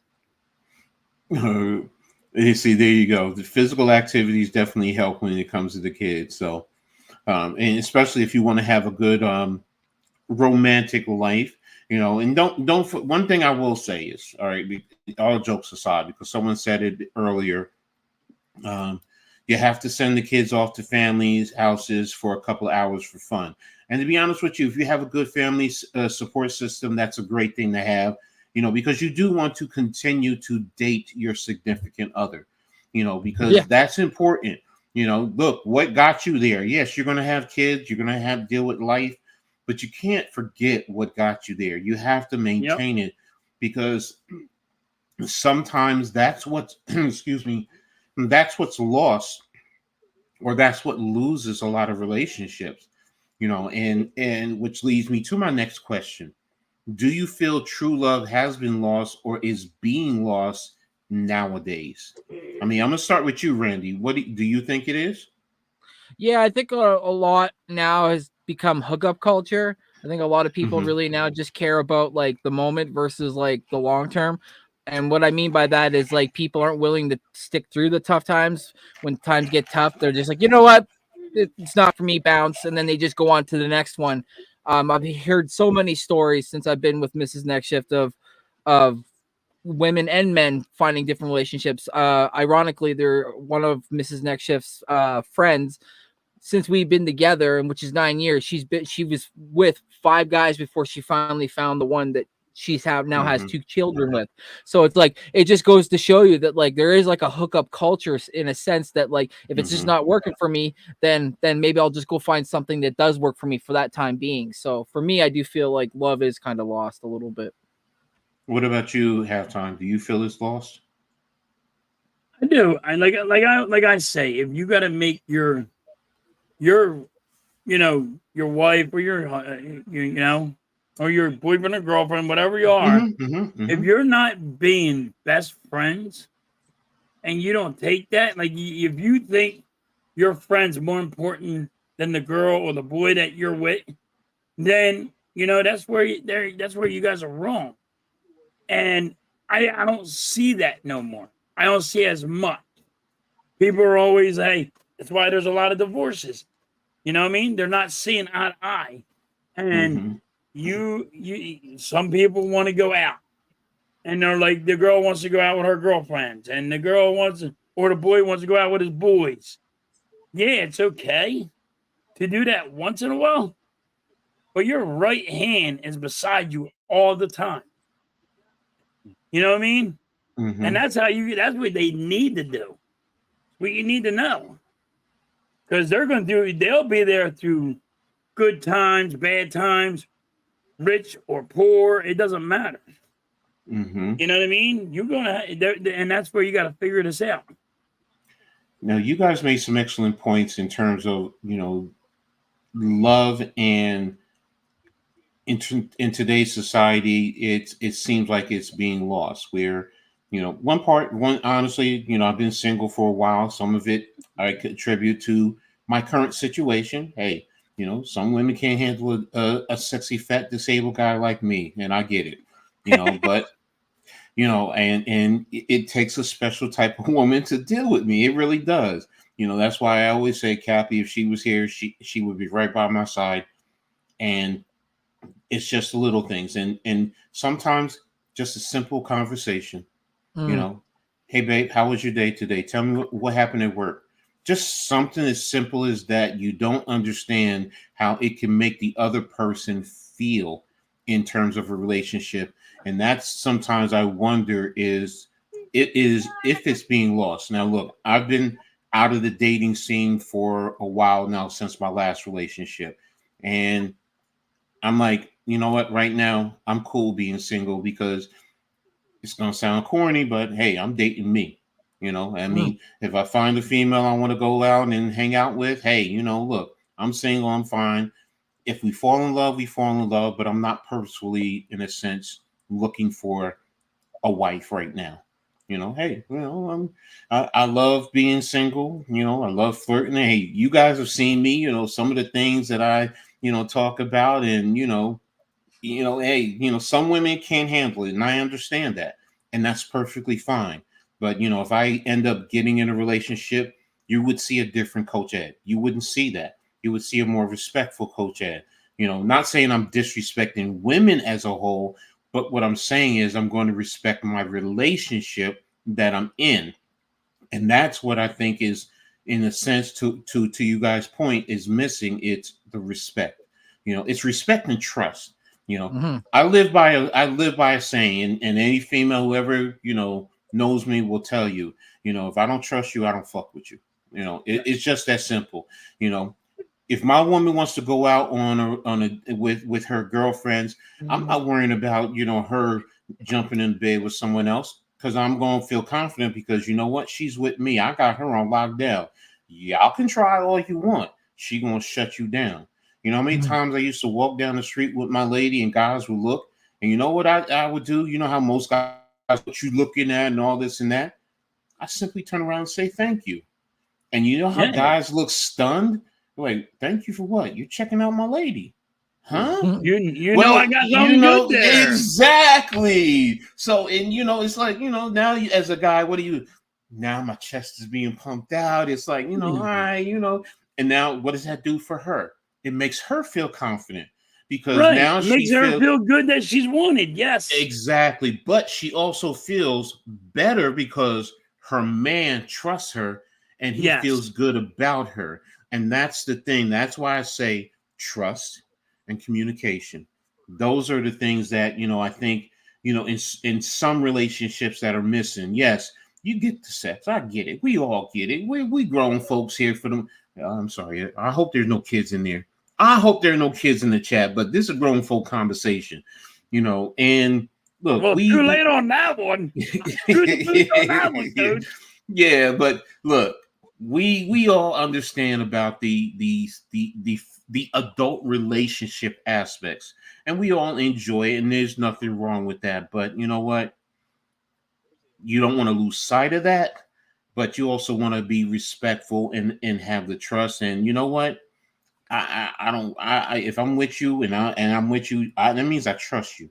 If I don't trust you, then I don't need to be with you. So let me get caught up in the chat for a second. It Yeah, says there's a good one there. happy So wife. I totally agree with you, Coach. Like Same. the way that you explain it is like awesome. Coach, like, can you go back to that quick? Which one? Sorry to cut you off halftime, but Damien, life is tough too, buddy. Like, you know, if you can get through the tough times with somebody, you come out stronger on the other side, and trust me, you do. Because then the petty little things don't matter anymore, because then you know that those things don't bother. Exactly. Damien, you won't give a damn what people think, as long as you got a good woman beside you. Yeah. You'll go through heaven. You'll go through heaven and hell for her.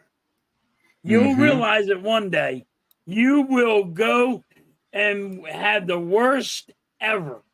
And you'll be like, all right, I'm going to come out of this. And I'm going to fight for us. And you'll realize it, Damien.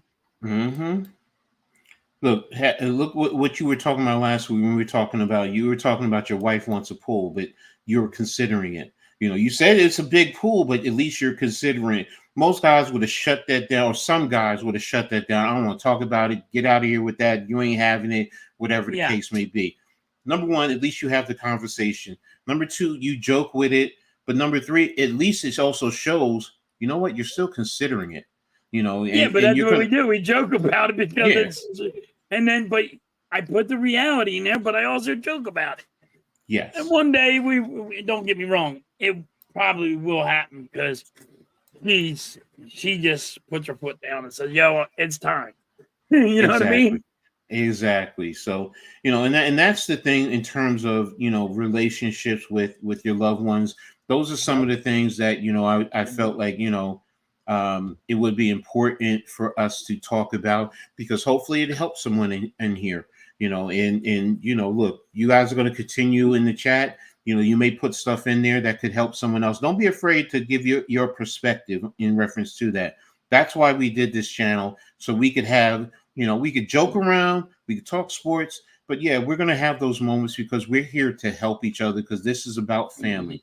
This is really what this is about. And I'm hopeful, and Halftime is hopeful that you guys take that from these conversations. So, but we're going to end that right there, and we're going to move on to the next phase of our talk. I want to touch base on this one with Jerry.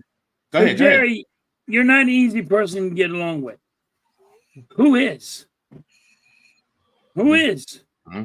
Everybody has issues.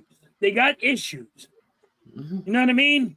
You gonna have things that you have to work out, but you have to, and you'll find someone that you can, will understand you. But all right, say if you think it's always going to be your way or the highway, well, that's not going to be that's not the way to do it. You know what I mean? You're not going to be able to do it. You're going to have to give a little to get a little. But that's the main point. That's the thing about a relationship. It's about, being able to compromise at those important moments, because like you said, yes, everyone is difficult. I have my moments. Trust me. My kids will tell you there are times when they're like, I can't stand you, daddy, and you know what? That's fine. There were times my mother will tell you, there were times when, you know what?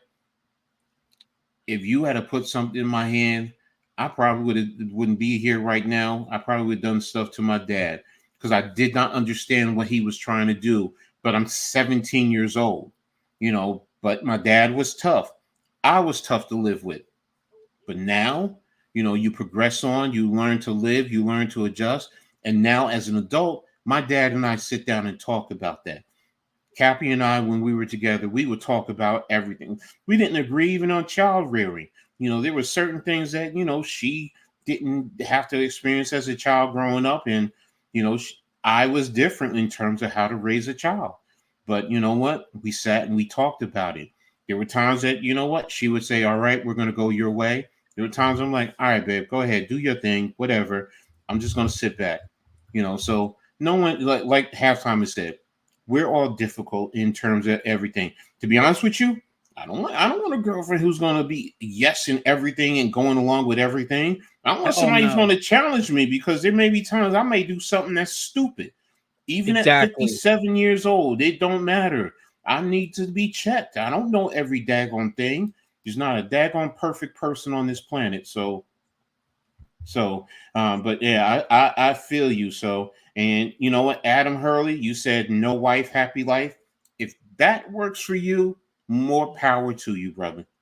Yeah, go ahead with it. So, I mean, I don't begrudge you. I don't, look down upon you. Some people are just better being single. I'm like that right now. I'm happy being single right now.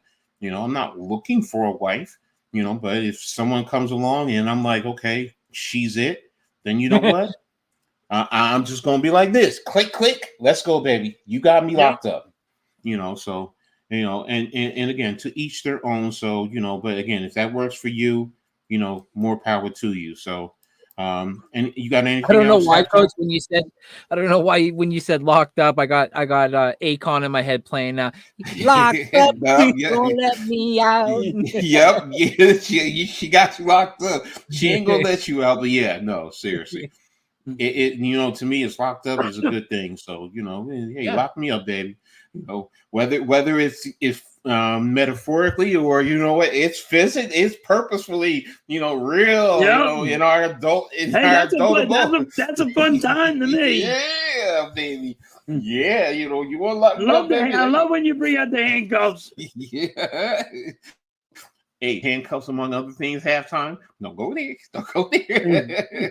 So, we'll have to make this show R-rated next time. All right, Leave. I feel you. There's nothing wrong with those relationships can sometimes be the best ones, man. Because hey, you're not with her, but when you get together, baby, it's even better. Yeah. So it's nothing but love, bro. It's nothing but love. But right now we're gonna transition on to the next phase, and we're gonna do a little bit of WNBA. If those know I love the W, and halftime and I were talking about it during this week. And we're gonna start with the controversy that started last weekend. And hopefully it's phasing out, but the Caitlin Clark, Kennedy Carter incident, and anyone who's heard me Tuesday, you heard me rant on it, but I've moved on. But you know what? It was a dirty play. Carter, for those you don't know, or if you're not familiar with what we're talking about, when Caitlin Clark got body checked and slammed to the ground, that's the incident we're talking about, and all the controversy that has led to racial issues and sexual orientation issues, or whatever the case may be. Number one, the play was dirty. Most of us who understand sports knows that was dirty. My thing is, everything else outside of it, to be honest with you, we need to back off. It's in between the white lines. The league handled and did what they needed to do. They upgraded it from a personal foul to a flagrant one. That goes on her record, and it goes forward from there. Everything else, whether it's Stephen A versus Monica McNutt or whoever, bless you, brother. Thank you. It's what? It's basketball. It happens. If you played in the streets, sometimes we played, and it's like it got really rough and tough out there. And you've seen, back in the days with me and halftime in the 90s, we've seen some tough games, but in the end, you try to leave it in between the white lines. And that's what I'm hoping for. All this other stuff, they need to, chill out with it. We all do. Every last one of us, even me with my rants. You know what? That's why I said I've moved on. You know what? Clark is starting to do her thing. Had a great game last night, 30 some odd points. I think she hit 7 threes. So she's starting to feel, starting to get into a rhythm and starting to understand the game. But that play. Halftime. Give me your perspective, your thought. So, like me and Coach, like we're talking about, I'm like, this is how to be talked about. Mm-hmm. Now, I'm not big into women's basketball, but I was like, Coach, we need to talk about this because it's like going super big, and people are looking at it. I think, and now mine's going to be unpopular. Mm-hmm. You know what I mean? I don't think people are going to like it, but it's all right. Yes, the girl just became into the women's basketball league, and stats are going through the roof. She is making something. She's making the women's basketball league more popular, and she's bringing everything out. But this is what I understand what the girl was doing when she gave the body check. Mm-hmm. She said, "Welcome to the women's NBA." It is just like if whoever came to the NBA and you're going to tell this guy he's the greatest, and you're not going to just give him his flowers, tell them to earn it. So she said, hey, all she did was give him a little reality and said, boom, here's a freaking check on you, put you on your ass. Welcome to women's basketball. That's it. Because everybody's saying you guys were nothing without her.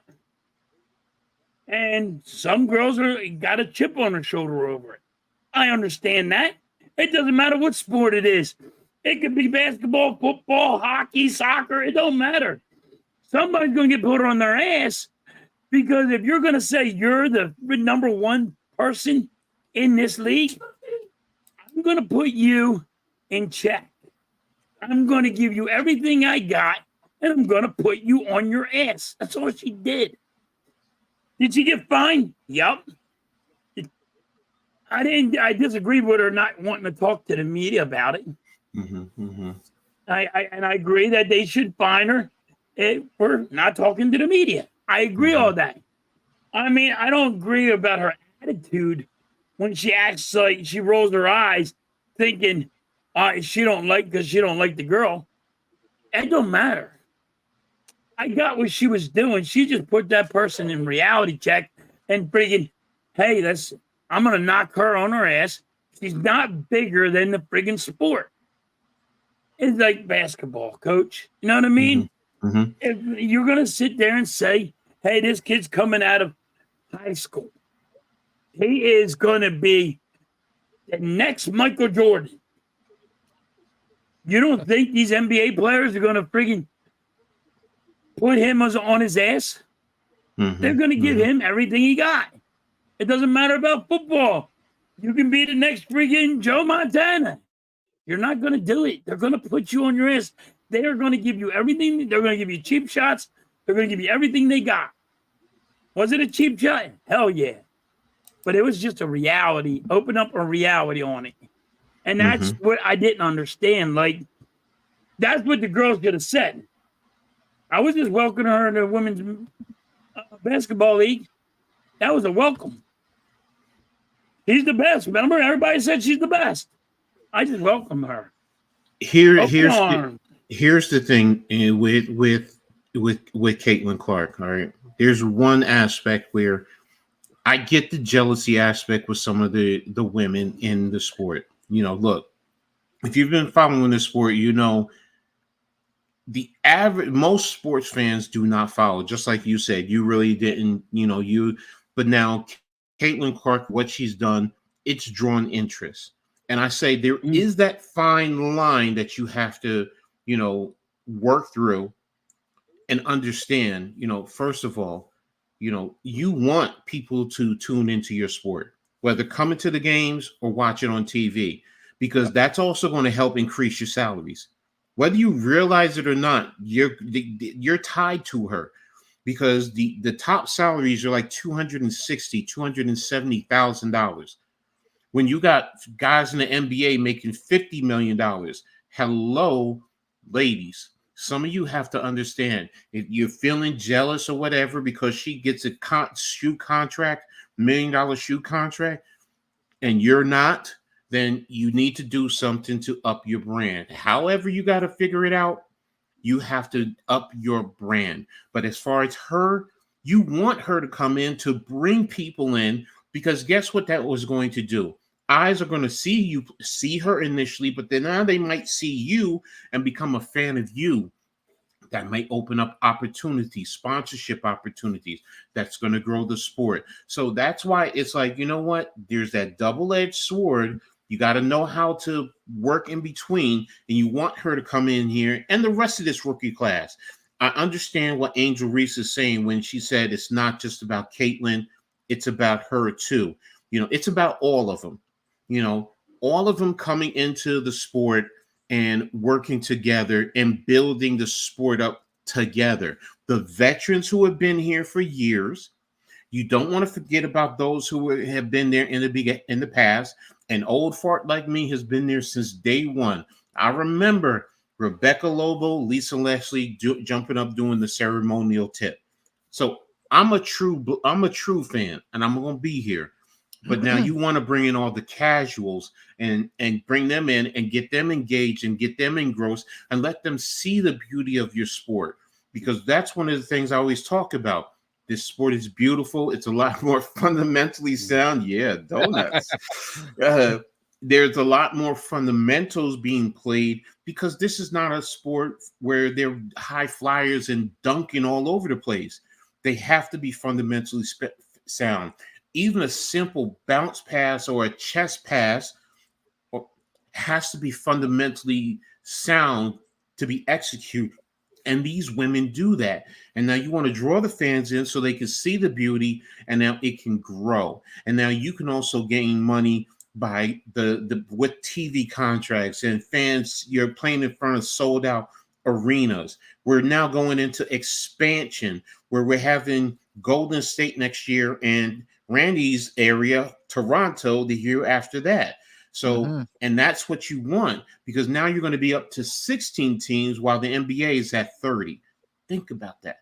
This is still a business.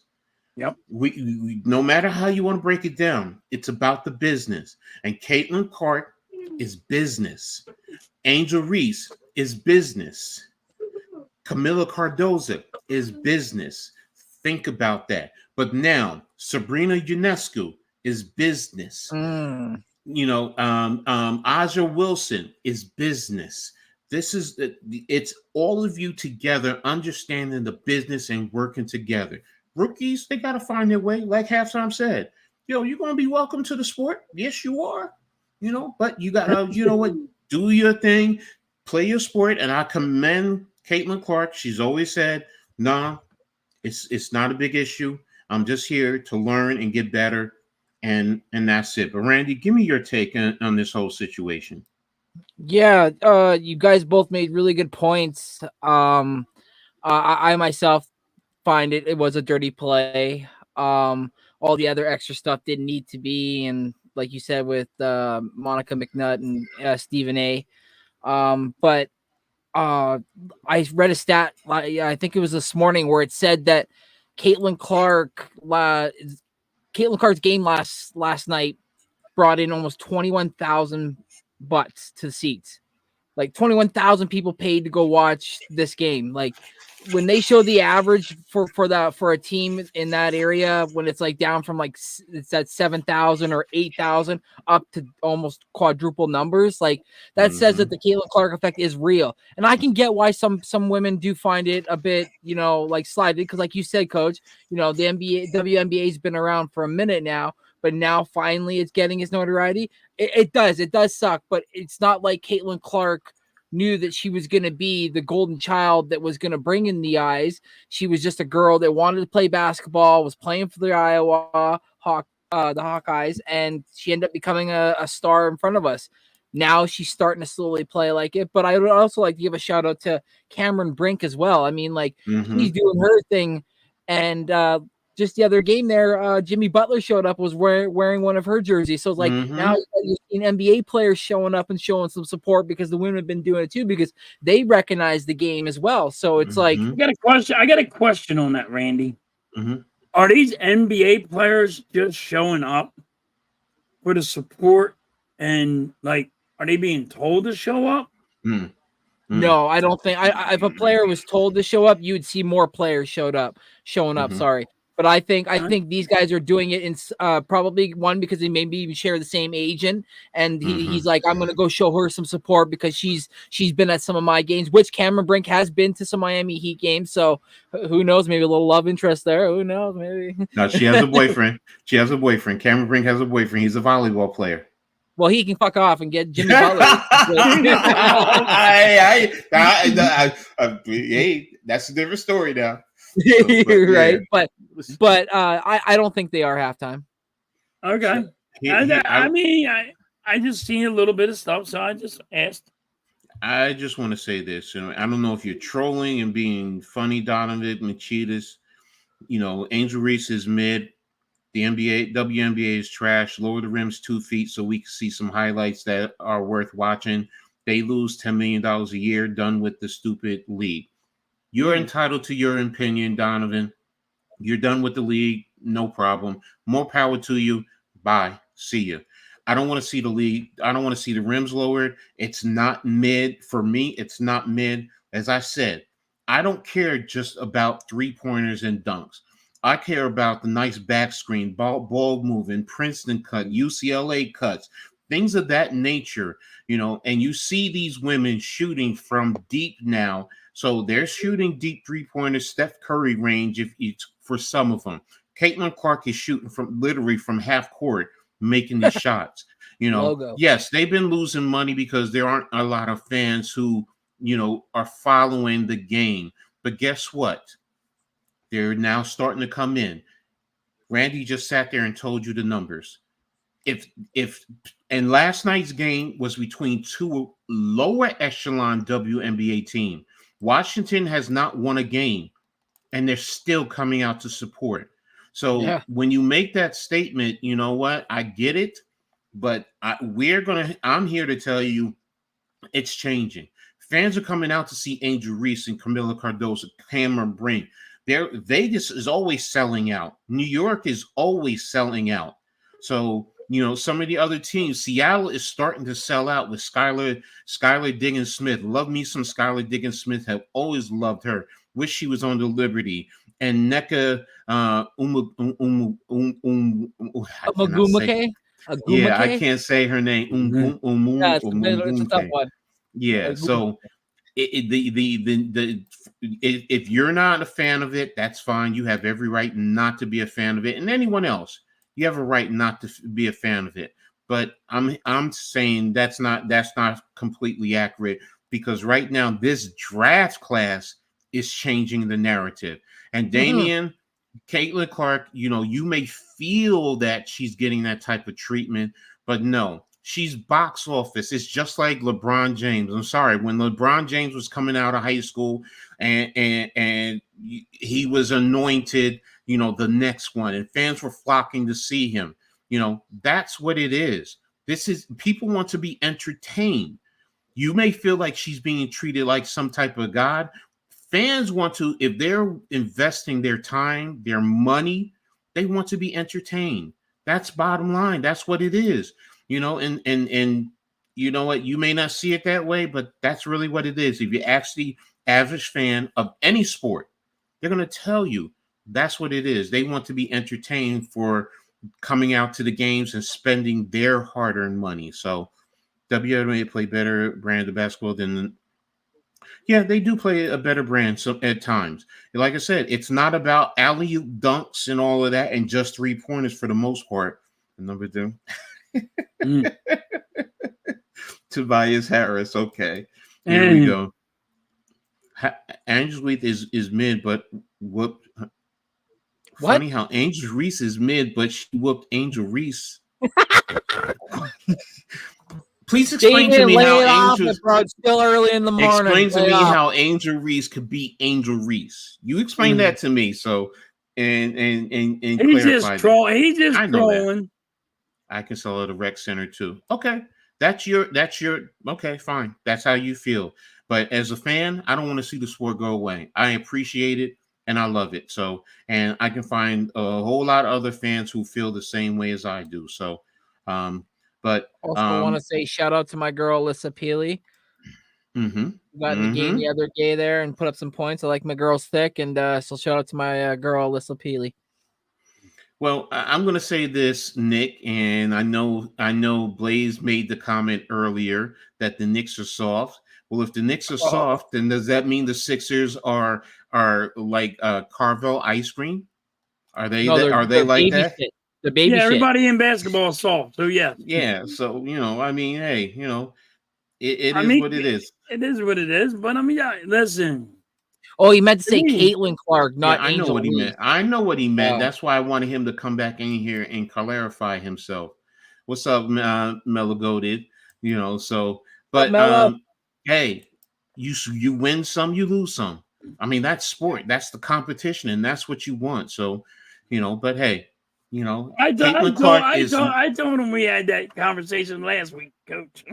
Mm-hmm. You know what I mean about the Knicks. So. Caitlin Clark is not some type of, as you said, god. She is a box office player. People want to see her, and that's just the bottom line. If you don't want to see her, then don't go watch. It's just that simple. Listen. But I will say this. If you're sitting here debating and chatting about it, that says something about you, about the sport, because they're drawing you in. Because if If it wasn't to you, you wouldn't be talking about it. So, yep. But like I said, you know, I will say this. Like I said, all she did was got welcome to the women's NBA. Exactly. No, that part. That's It was. all it It was. was. That's all it was. It's not as big as people are making it out to No, be. it's not as big. It was a dirty play and that's where it should have stayed in between the white lines. Right. It's a dirty play, but it was welcome to NBA. Welcome to women's NBA. It's like any other freaking sport. You wouldn't hear if LeBron James came out of college and he got put on his ass. You wouldn't hear nobody crying about anything, and you wouldn't. It's all different now. You know what I mean? Mm-hmm. And that's what it is. Exactly. You just got welcome to the women's NBA. So just drop that shit. I mean, it got out of hand. It really did get out of hand. Here you go, halftime. If the Sixers signed halftime, revenue was skyrocketing and the fans would buy back in. So I wish I was that good. So, and just like I forgot who said it earlier. We were talking. He mentioned about the Liberty. The Liberty won today. Connecticut was the last undefeated team, so they lost. It was also a Commissioner's Cup game. For those of you who don't understand, they play a certain amount of regular season games. They're like in-season tournaments, like in the NBA. Should I do it? Tournament, like mixed. But the Commissioner Cup game, where you are allowed to, there's a certain amount of games within your division or your conference that you play, and then the winners of each conference play each other for the championship in season. That's where the Liberty won last year against Vegas, and Connecticut now has lost, and New York is undefeated in Commissioner Cup. They go tomorrow against Washington. And I believe if they win, they're going to win the Commissioner Cup Series for the East. So they would end up getting to play whoever wins for the West. So, and hopefully they can defend their championship. So, but again, that game also was because I was keeping my eye on. I had it on. Now I have the football game on, but it was a great game. So glad the Liberty came back to win. And overall in the WNBA, I'm just loving it. I'm loving it, every aspect of it, the competition, the play. Last night I was up late watching. I watched Seattle last night go into Las Vegas and beat the Aces. They beat the Aces last night and I really wasn't expecting that. So, you know, and that's the beauty of the WNBA. I mean, the Suns now are at 9-1. The Liberty are at 10-2. The Lynx are at 7-3. The Storm are at 7-3. The Aces are at 5-3. The Dream are at 4-4. The Mercury are 5-6. The Sky are at 4-5. The Wings are at 3-6, which is a big surprise to me. The Spark are at 3-7. The Fever are at 3-9, and the Mystics are at 0-11. Now, yes, some of the top teams, you know, they're starting to distinguish themselves, you know, but again, you know, the Las Vegas Aces, they're the back-to-back champion, and they're in the 5th spot right now in the WNBA, and they have 3 losses. I wasn't expecting that. Exactly, Randy. I was not expecting that. So, need Liberty and Aces in the final again. Well, I think it's going to be it's going to be the 2 top teams. And right now, if it ends up being Connecticut and New York, first of all, I'm going to love it. Second of all, that means one of the 2 teams are going to get their first NBA championship. So, you know, I'm going to be watching that. And those 2 teams are really starting to distinguish themselves. New York is starting to get on a roll, but Connecticut was started out hot, man. They started out 9-0. So let's see how they rebound. And the Lynx, do not sleep on the Lynx, man. I mean, you know, for Jokic Dovich, Diamond Miller, I watched her in junior high school when I was a substitute teacher at the middle school in Franklin Township. I watched her. I knew she was destined for the WNBA. I mean, you know, they got some ball players over there. So, and the Storm is starting to get into that rhythm, like I said, with Skylar Diggins-Smith, with NECA. I mean, you know, they have veterans along with young players over there. So it's going to be very interesting as we continue on over the next 3/3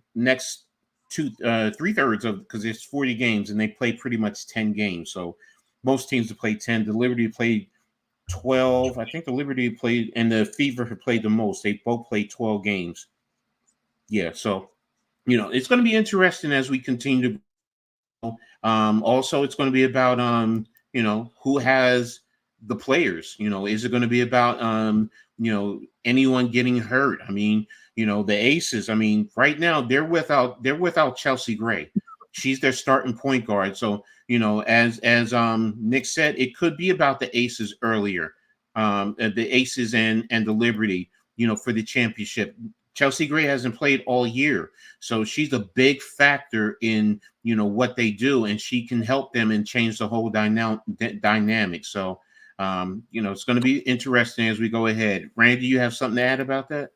No, I was just gonna say too, like a lot of people are wondering like why it's taking Caitlin Clark so long to like become the player that they thought she was in college. It's like anybody that comes to a new team, it takes a lot to like learn your other teammates' tendencies. You need to learn the game itself is completely different to her. So it's like anybody that's going to these new teams or that like you just mentioned that you thought, oh, that they got X amount losses that I didn't expect. It's like the new players, but also maybe like like now teams understand like what they're trying to do, so like you can better game plan for it. So now their surprise attack isn't so much a surprise anymore because now you've been able to draft proper for it. So now you're able to counter it. And now it's like, okay, now what are you going to do to checkmate me versus? So it's fun to watch. Well, the other thing is most people don't factor into their thought process, and I understand why. In men's college, they get drafted and they have 6 months before they get into an an NBA camp. So they have the ability to work out and develop their bodies. In the women's, they go from literally 1 month. So she hasn't had the opportunity to work out and develop her body. If you look at her, she's slight of build, where you have other women who are, muscular, broad shoulders, and they've worked out. They know what it takes to build themselves up. Next year, let's take a look and see how, after a whole season, how she works out and how much better she is. It's like being a freshman in college to a senior in college. She did develop and she did grow. But again, I'm excited to watch this and watch her grow, watch the game continue to grow, and I hope to appreciate it, going forward. So, but real quick, before we close this out, halftime, what were your thoughts on Sabrina and Steph in the 3-point contest last year? Did you watch the All-Star game with them shooting? I did watch that, and I did not like it because you're trying to put a man versus a woman, and you're trying to act like they are the same. And all women know and men know that men are different and all, but I get it. It's a 3-point shot, but it was very entertaining. I did like it, but it was very entertaining. But stop trying to put women and men and act like they're the same athletes. They're not, They're different. They're different athletes. It's just different. Like but I will say tennis. this. I will say this because this is where you're going to get pushback on me about that. Even as a coach who coached in minor league semi-pro football, I've coached against women who played.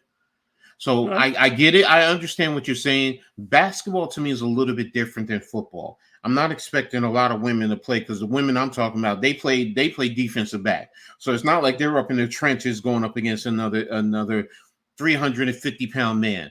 It's different. Basketball is different where there's physical play, but there's more movement, freedom of movement as opposed to football. So yes. Now, yes, if you got a 5'11" female trying to guard a Giannis down to the Kupo, no. He better dominate her, physically as well as athletically.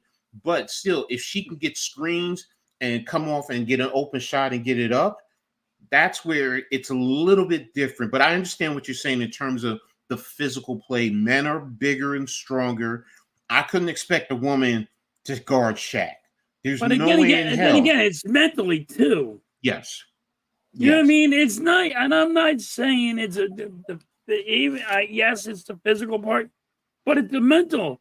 Because a guy can get in her head and like You didn't mess her head up. I will show you. Women out there. There is women out there that will give it right back. I know there's this one YouTuber. She goes around now. She's playing in rec leagues. It's not the NBA or the WNBA, but the men are saying some misogynistic thing that women can't play, and she goes out there and she balls her. She's breaking their ankles like crazy, and she's shooting from depth. She's driving on them, and then she turns around and looks at them, looks up and down, and the guys are like, "What? Nah, whatever."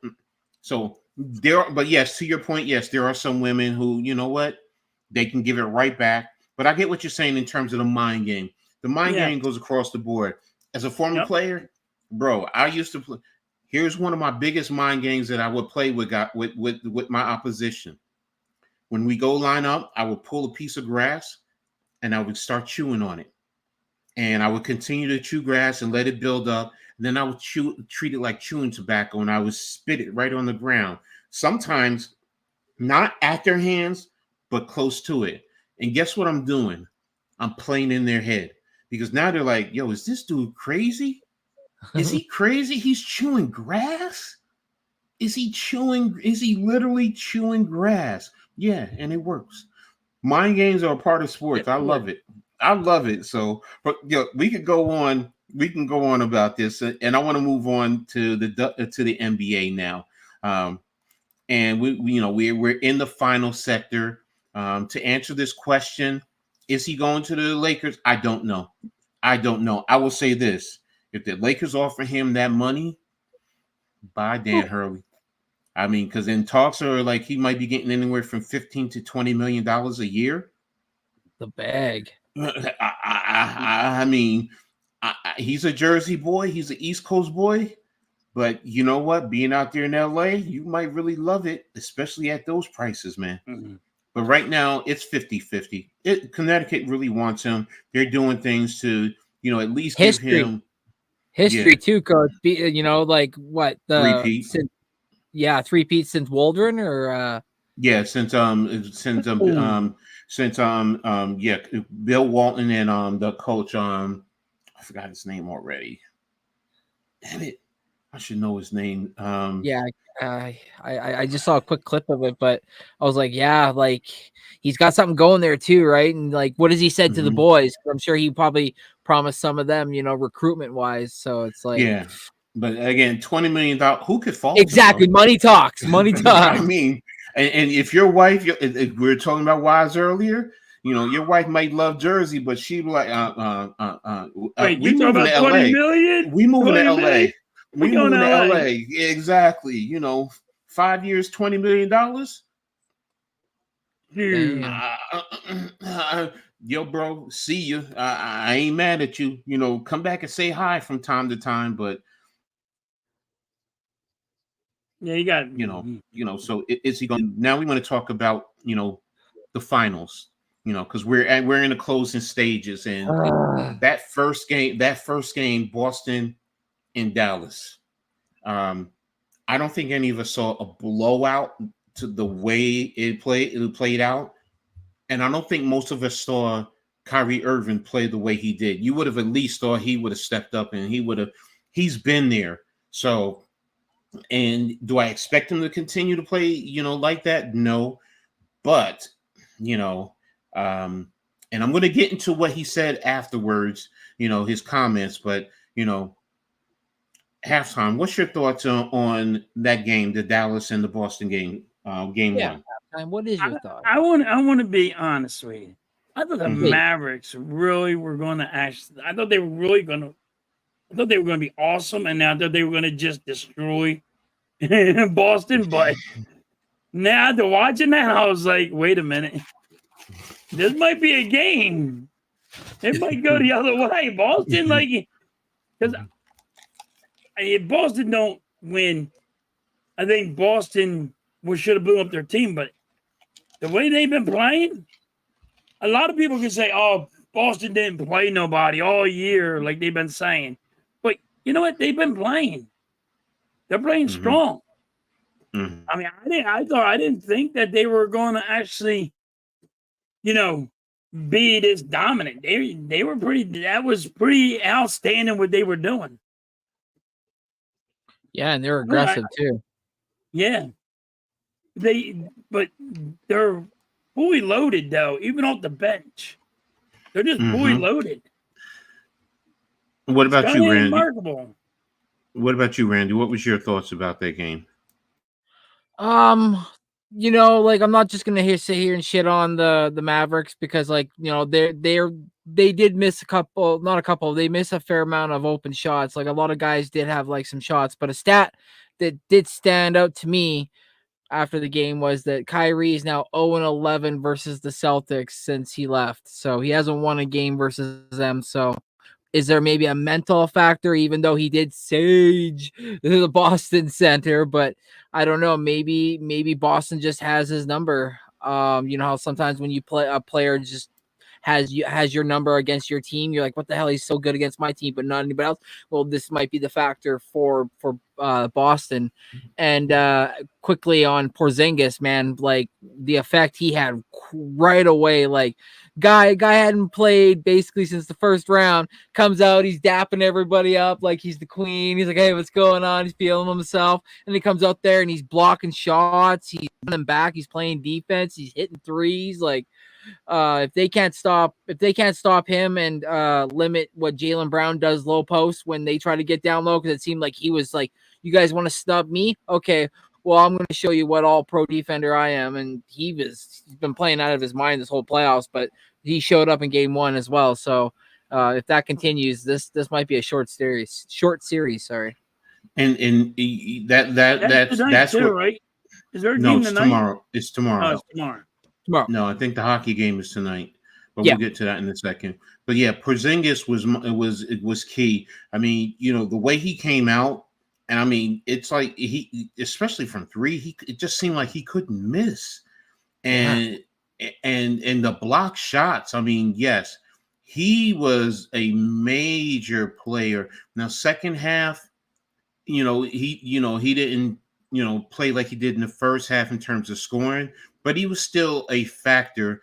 But then again, you had Brown and you had Tatum, stepping up, and the rest of the team. I mean, that's the thing. They play as a team. They really do.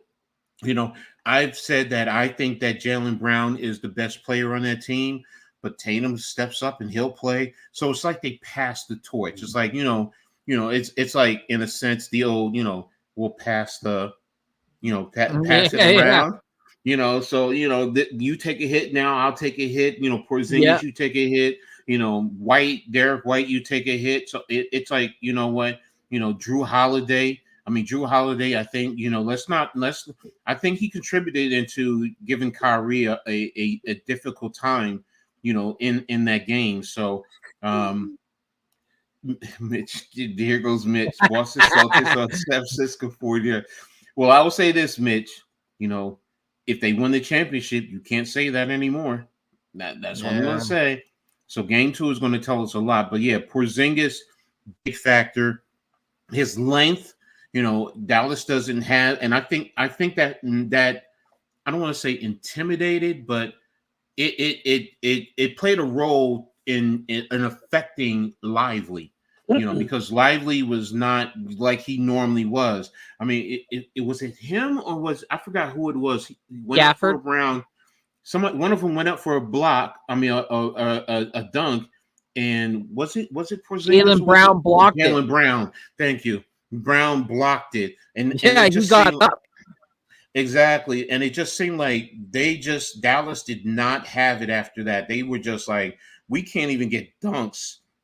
Whether it's the only person who was hitting was Luka. That was it. Yeah. Everyone else.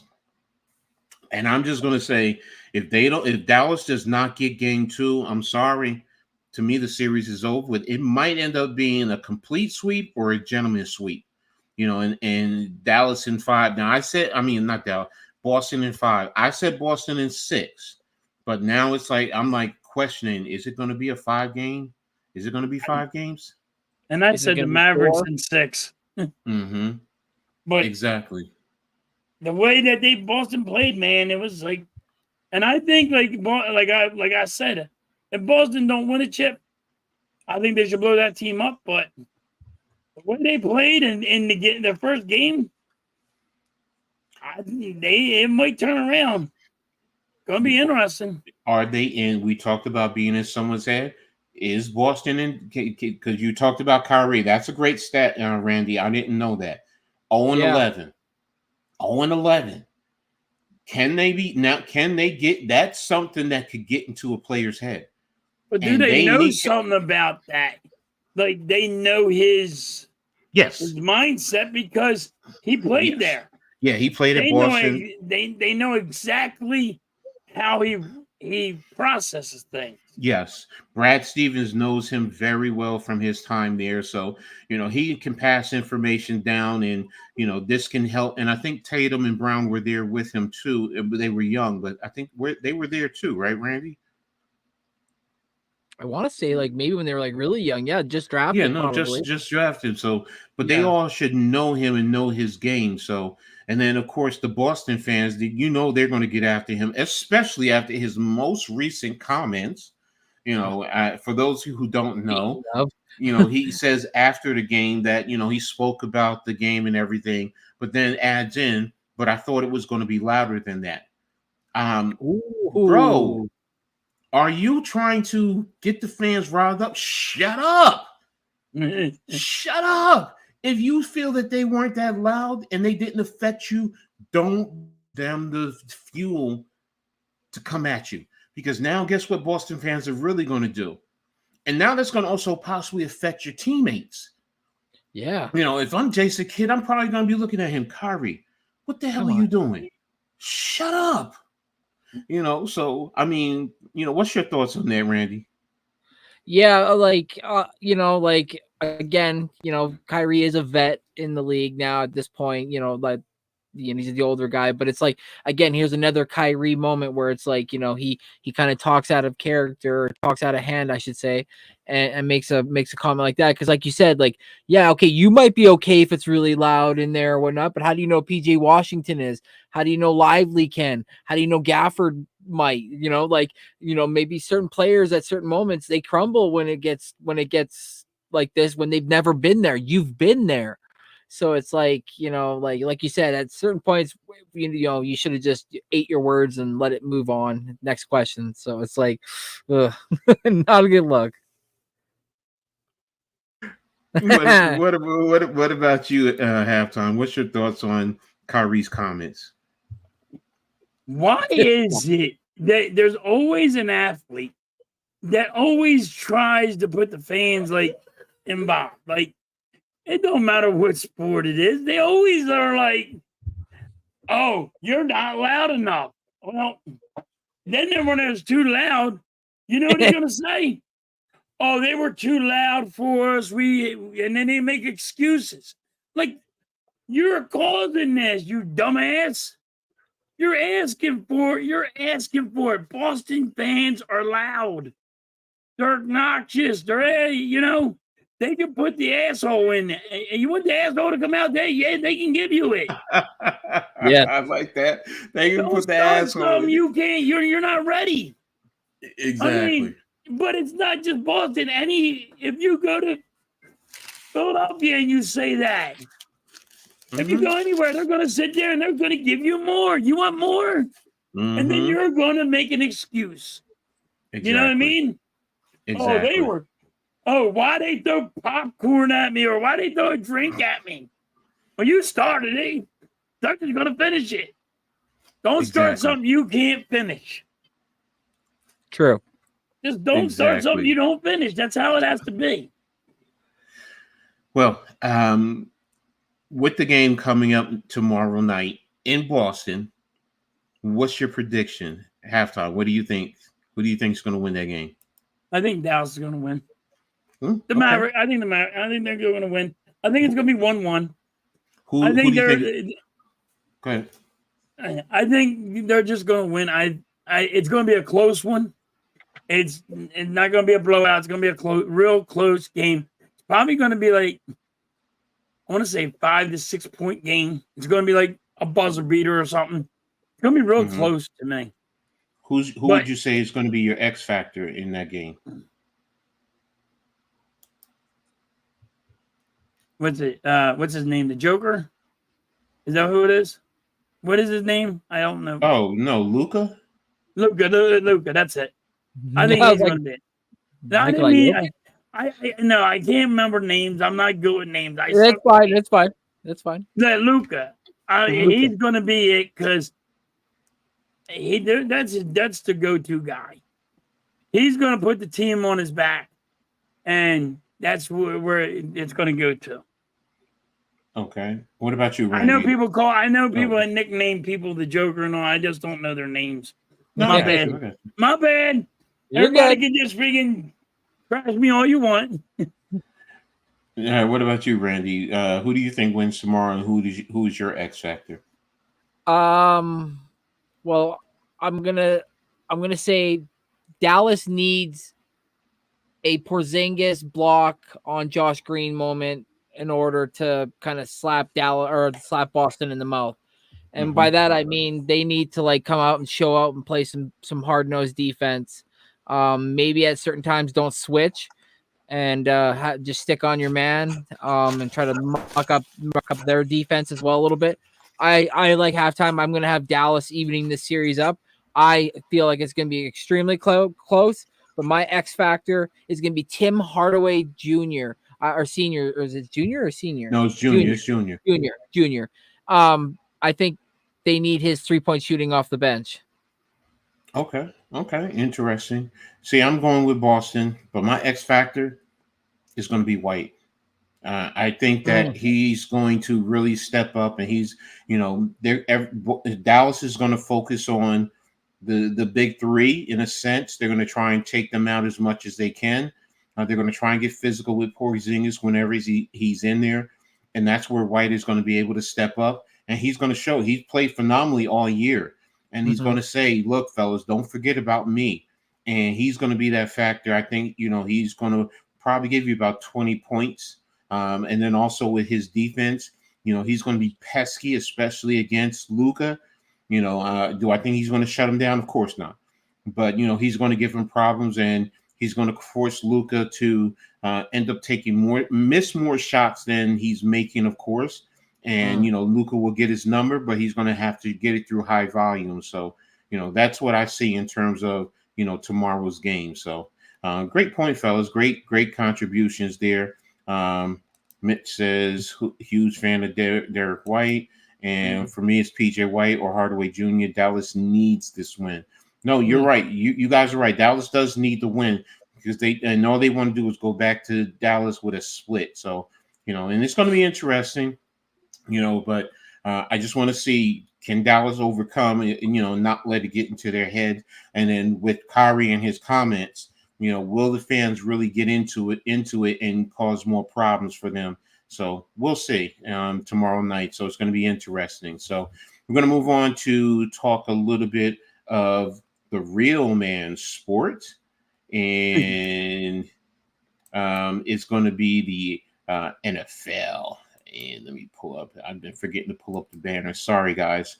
I keep forgetting about that. So, but yeah, we're going to talk a little bit about the NFL. And just talk a little bit about the most recent happenings especially with the Minnesota Vikings. The big news is their new uniforms. Did you see the new uniforms? The all white uniforms with the white helmet? But that's not the big news. We'll talk about that in a second. We're going to talk about JJ, Justin Jefferson, getting that big monster contract. Also, what it does it set a new market for the wide receivers in the NFL going forward? So I was surprised personally that it was done now. I'll be honest with you. I probably thought it was probably going to happen a little bit closer towards the season. Maybe even if it went into the season, it wouldn't have surprised me. But for him to get that contract and that money, it just really said to me, okay, first of all, Minnesota wants him to definitely stay around, which he is. I didn't expect him to be gone, but for him to get that money, it was a big thing. And then the way it set the market for the other wide receivers who are looking for that big payday. But let's talk about that first. What's your thoughts, halftime, uh, in terms of Justin Jefferson getting that big payday? Listen, first of all, for all the people that said Justin Jefferson was going to get traded, he ain't going to be a Viking.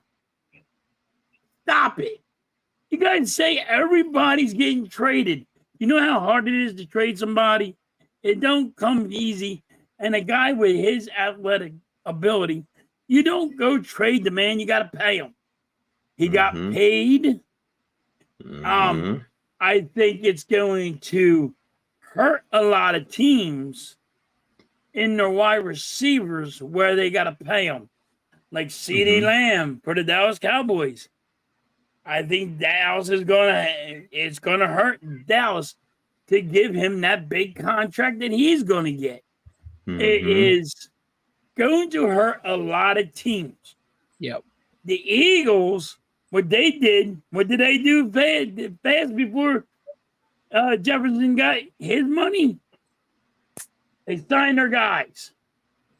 You know what I mean? Sign them fast, sign them easy. Before they even know anybody knew what kind of contract was coming out, they're like, let's get our guys, and we got them on the wraps.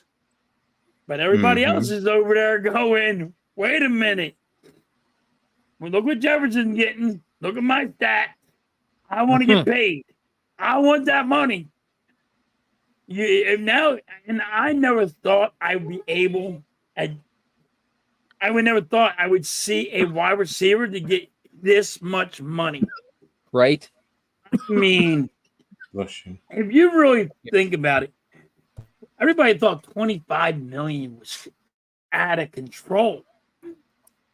And now what's he getting? 32 or 33 million a year? 35? I thought it was 35. Hold on, let me double check. I mean, we thought 25 million was crazy.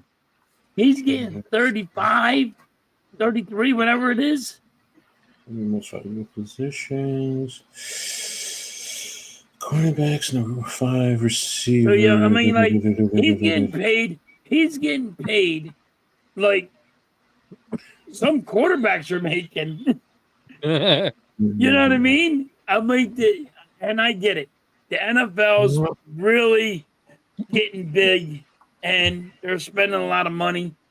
But, I mean, the salaries are going to have to, they're going to really have to bump up the salary cap. Yeah, it's 4 years, 140 million, 35 million. He did get 110 guaranteed though, but yeah, it's 35 million. It's the most. It's unreal what he's getting paid, and that's what I was like, dude. I never thought I would ever see this. 25, you're like, all right, I can understand it. 35 million a year. I mean, there's some quarterbacks that are making $35 million a year. But he has 6,000 receiving yards almost. He's like, I think only like 30-something yards away from 6,000 in just his short time. And he was injured most of the year last year. But see, here's the thing with Jefferson, though. Remember the running backs used to make $35 million a year, Coach? Back in the day. 35 million a year? No. I mean, who was it? Who was it? It was they made the most money at one point in time. They made the most money back in the day. 35 million. Not 35 million. I know what you meant. Most money. It made 20. I think they made 25 million, the most. And I was like, that was the top notches of running backs. The way the wide receivers are going right now, it's crazy. But don't get me wrong. He had 6,000 yards, but it was it's unreal. When you look at the quarterback, though, that's the thing, though, because the quarterback, if they're getting $50-60 million, then why is he getting that kind of money? Because he's throwing the football to a wide receiver who's catching it. So it kind of is like, okay, it's do we wish, some of us wish the running backs were more respected As a whole, yes. But when you think about the game, it's a passing league. The quarterbacks are passing to who? The wide receivers, and the wide receivers are playing in a dynamic they produce at a dynamic in a dynamic sense, on the field. So I get why, and because I'm with you, $35 million, that's a lot. Sometimes wide receivers only going to touch the ball 5 times in the game, where a running back is probably going to touch the ball 20 times a game. Yeah. Okay, I get the quarterback because he directs the offense, and I get it in terms of the money, the way the money is there. But in the same token, a wide receiver at $35 million. Now, Justin Jefferson, you can argue he's the best, but like you said, what does that say about CeeDee Lamb? What's CeeDee Lamb going to ask for? Maybe not 35 million, but if he says, well, he's 35, I need 30. Okay, yes. Jerry Jones. And now you're talking about Dak Prescott. Are you going to pay him $60 million? So that's $90 million. And then you got to get over to the defense. So, it's tying up a lot of money in that regard. Yeah. So it's for me, it's a funny dichotomy. And I mean, when you really look at it, I mean, look at Cincinnati. Look at Cincinnati. What are you going to do over there? Now you got T. Higgins who wants his money. Yep. This is T. Higgins is over there pointing to Jefferson. Yep. Look what he's getting. So Cincinnati, you either trade him to a team that's going to pay him his money. And, there are some teams that will pony up the money to give him his money. And then others are going to be like, well, I'm not in that market. So, So what's he going to get paid? Like $32 million too? He's probably going to ask for this almost the same thing. Yeah, 32. I could see CeeDee Lamb saying 30 to 32 and him doing this and Higgins doing the same exact thing. So you guys are also forgetting too, Brandon Ayuk of the 49ers is waiting to see what all this is going on because he wants to get paid. So yeah. Yes, exactly. So and Deebo Samuel is getting traded. What's he going to get? Yeah, and that's the thing where Tyreek Hill wants a renewed contract now that Waddle got his. He's on his last year. Here's the question. You guys got your 2 receivers signed early before the market was set. So now can you afford to pay 2 wide receivers top premium money nowadays? And it's going to quickly come to the point that no, you can't. No, you can't. I can't see Miami paying Waddle and Tyreek Hill. For me, and what are you going to give Tua? Because he's coming up. So if you give him big money contract, you may not be able to afford Tyreek Hill.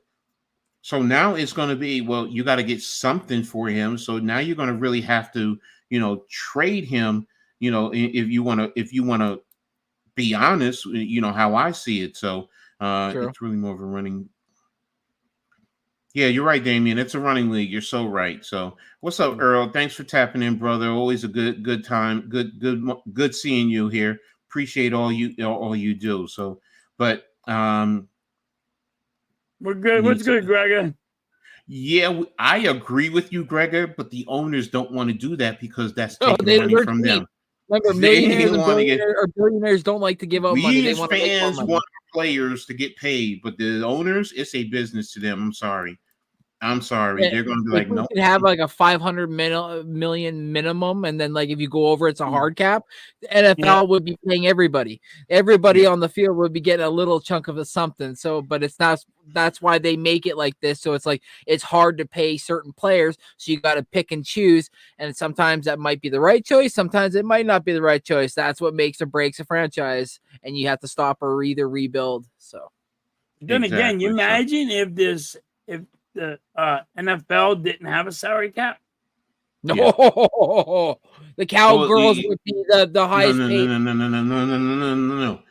Big market teams, because then that means teams like the Giants, teams like in LA, teams in Dallas, teams in Philadelphia. You could pay whatever you want. So then it's like, think about that. Chicago. You could but then you're going to hurt other teams like Seattle, like Jacksonville, and they ain't got the money. Carolina, they won't have the money, and then you would see them folding up shop after a few years, and that's not what the league wants. That's why they want parity. That's exactly why they want parity. And in terms of business, they're right. That's what you want. That's why you need to have the hard cap. You want to say, no, we don't want everybody just spending whatever they want.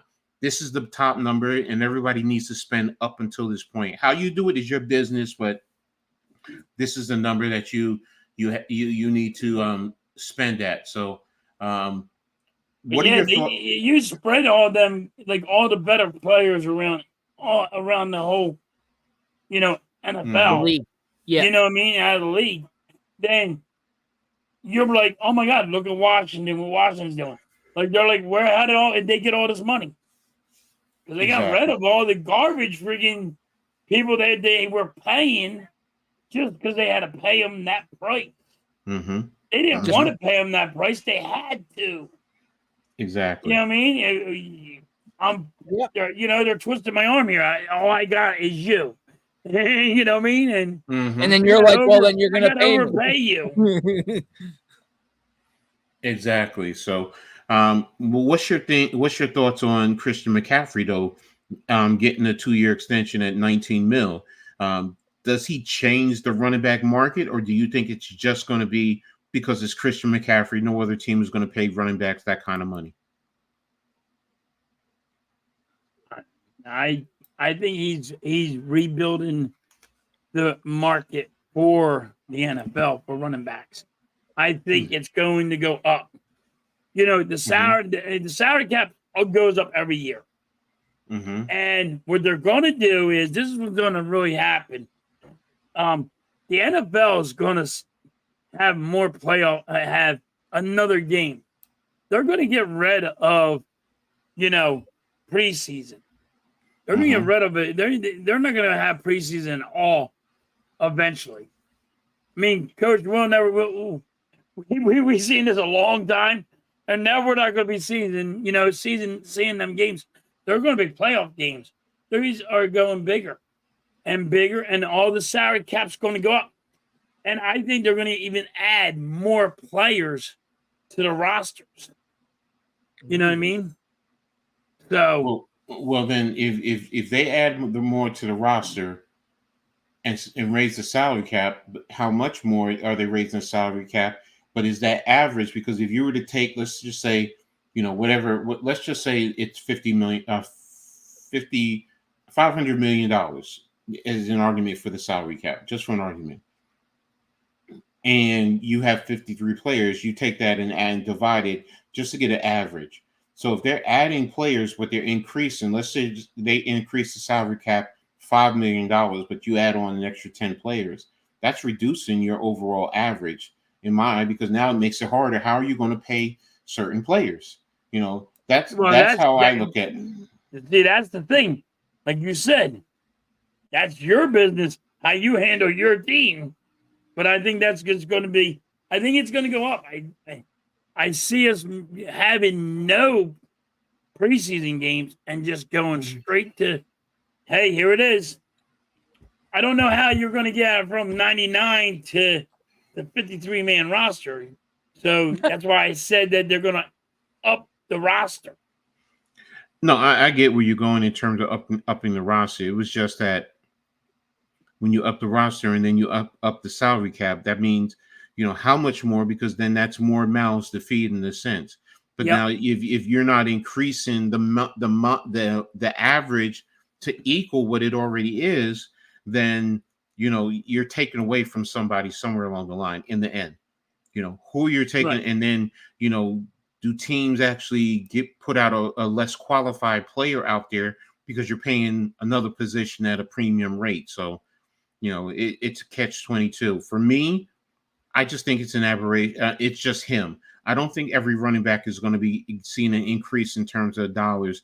They're going to try and argue it in contracts, but the argument is, well, he does so much more for their team, which is why he's getting, that money, because he's also a wide receiver. How many snaps does he play?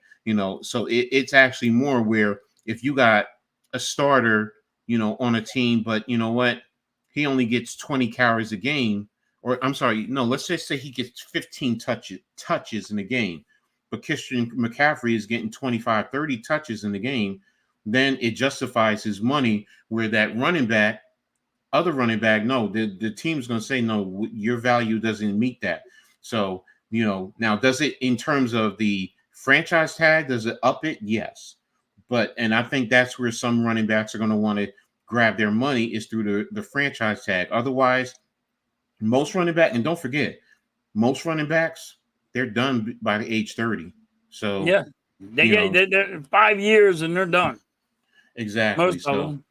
So it in terms of the running back market, I don't see it growing. It's just that I think Christian McCaffrey was just that one aberration. And yes, you're going to see a running back here or there who then might push it. Then that's a different story. Like, for argument's sake, Saquon with you guys, could he have said, oh, I want to renegotiate, or if he waited, whatever, could he have said, well, I want close to that? Yes. Or Henry, or Derrick Henry, whoever. My point being is the top running backs, they're going to try and get that $19 million, or what, even if they get 16, 17 million a year, that, because before we were like, nah, most running backs, maybe keep it around 10, maybe the 12 million at tops, and that's where it is. Most are not going to see, if they do see an increases, I can't see them getting more than an extra $1 million tops, in terms of their contract. So, and I joked about it earlier, but the Vikings and their white uniforms. Do you guys like that? Did you like that white uniform, the all white that they had? I did. You did? I did. I like the purple. I like the outline with the purple. It looked sick. It looked neat. What about you? I didn't like it, but I'm old. I like old school way. I don't like that. I don't like it. I like the Bengal all whites. I don't know. It was too white for me. With the black stripes and the too white. Too much white. I mean, when these they're done, it's going to be all green and dirty. That's what I love about it, because then I love seeing, like, okay, they played hard, and then you see some guys not even dirty. You're like, okay, that motherfucker didn't even see the ground. No, I get you. I mean, I've been back and forth with it. I'm like, it's something that probably has to take time, because I'm used to Minnesota, the purple helmets. It's just the purple helmets.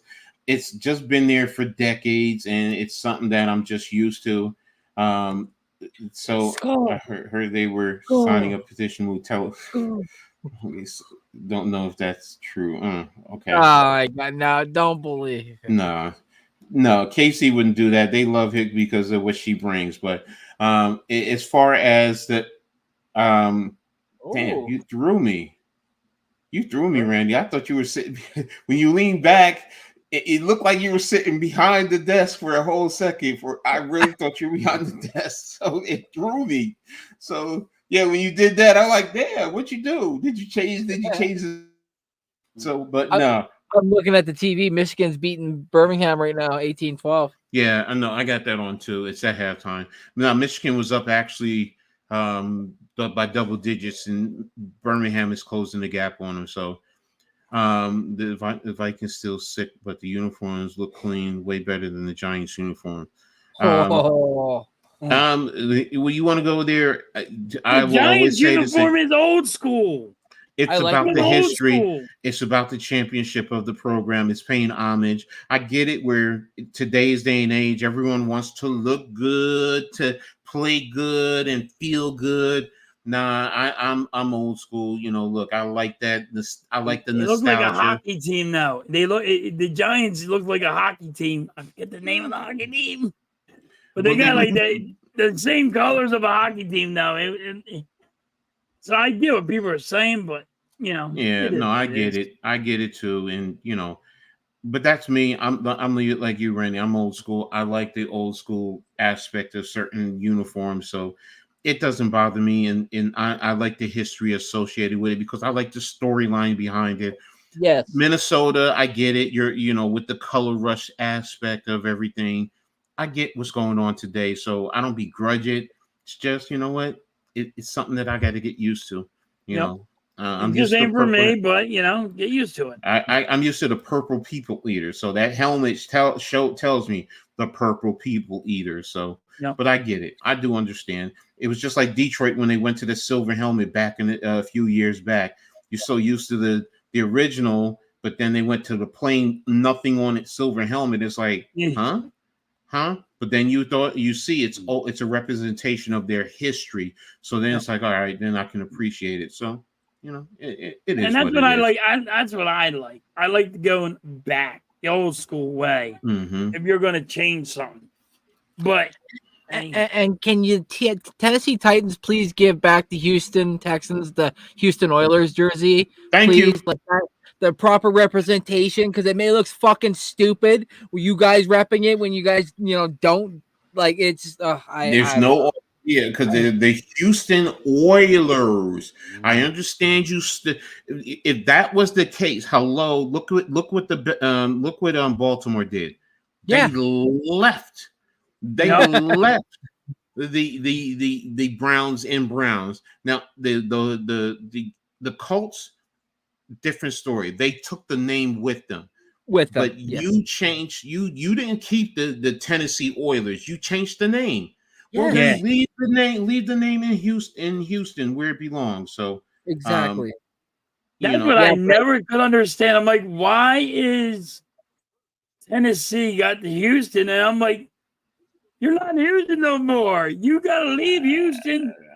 Houston. I don't get it. I understand that's part of your history, but Houston Texans should be the Houston Oilers too. I understand the owner moved it. I get all that stupid shit.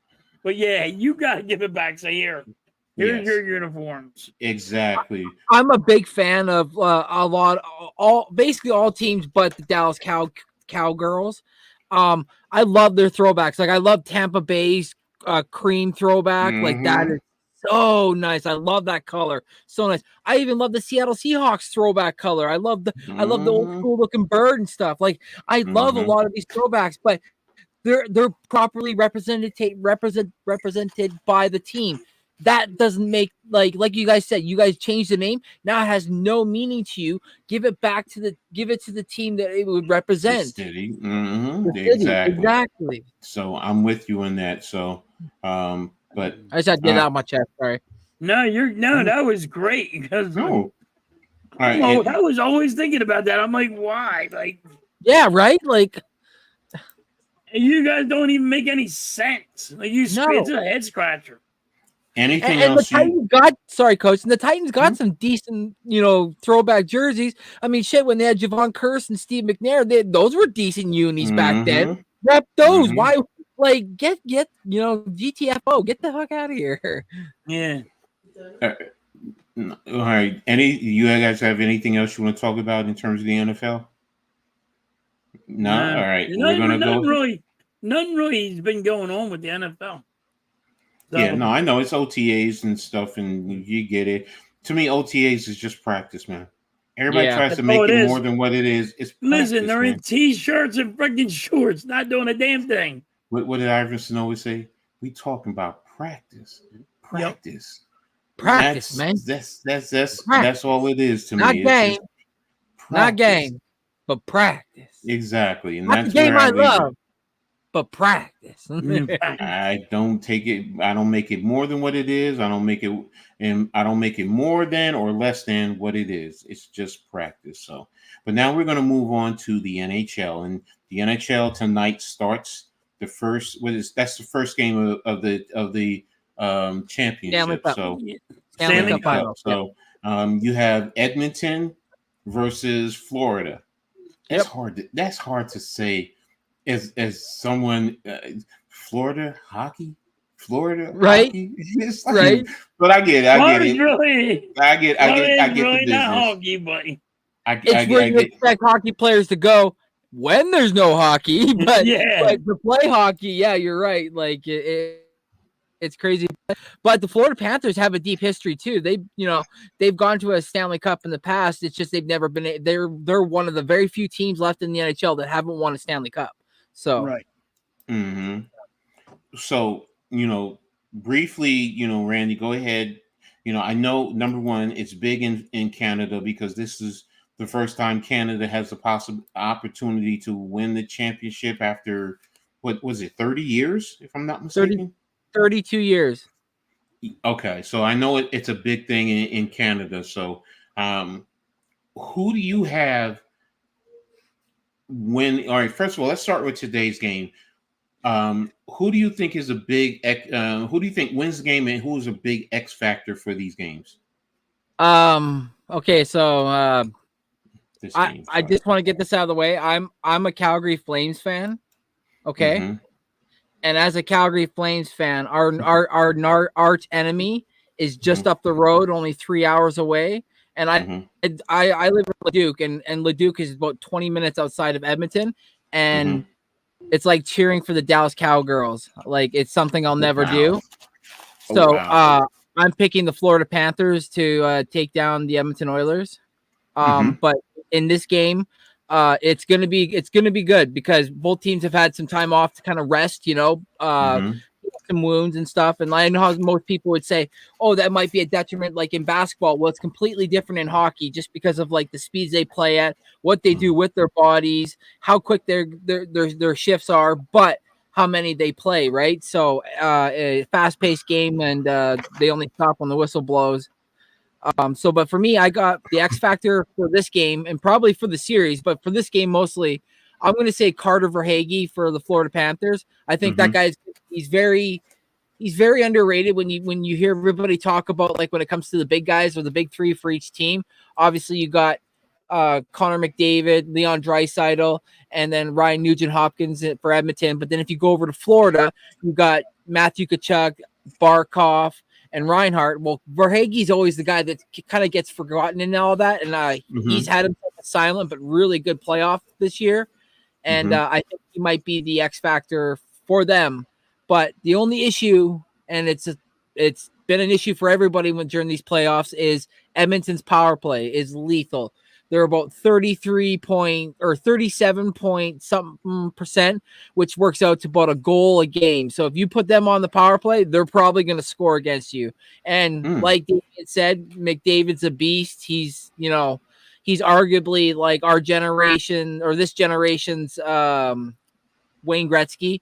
Obviously not the same accolades when it comes to cups and cups finals, because this is McDavid's first cup final in 9 years being in the league. But when it comes to MVPs, multiple 100-point seasons, goals scored, assists, McDavid's been in the league 9 years. He's a point a game player. He has over 900 points, almost close to 1,000.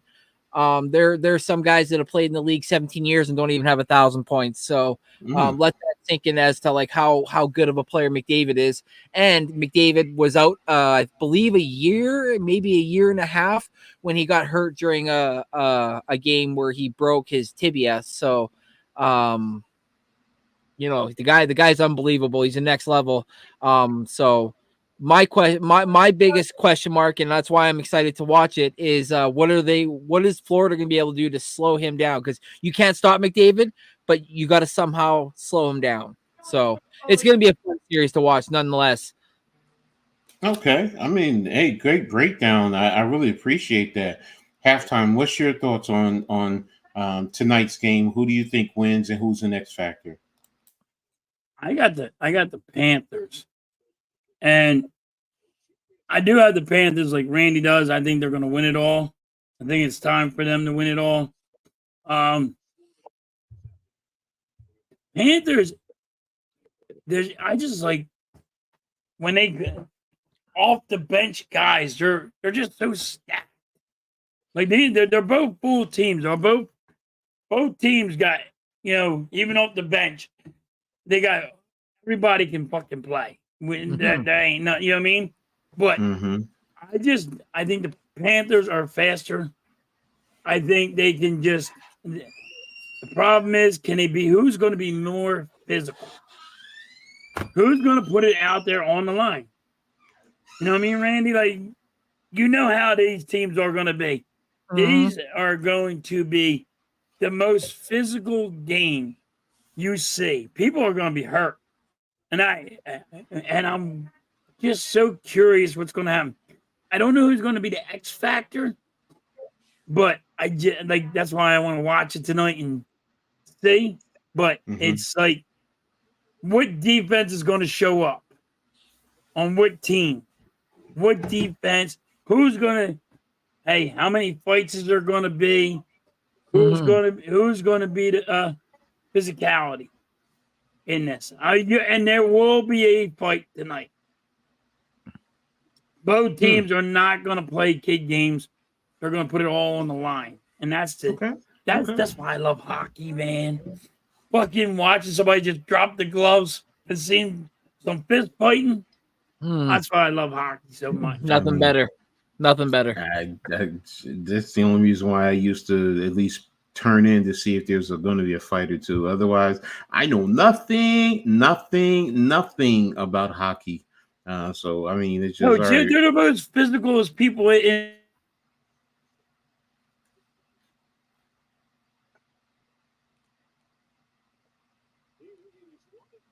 Hello? Yeah, I'm here. I can't hear halftime. You're muted, halftime.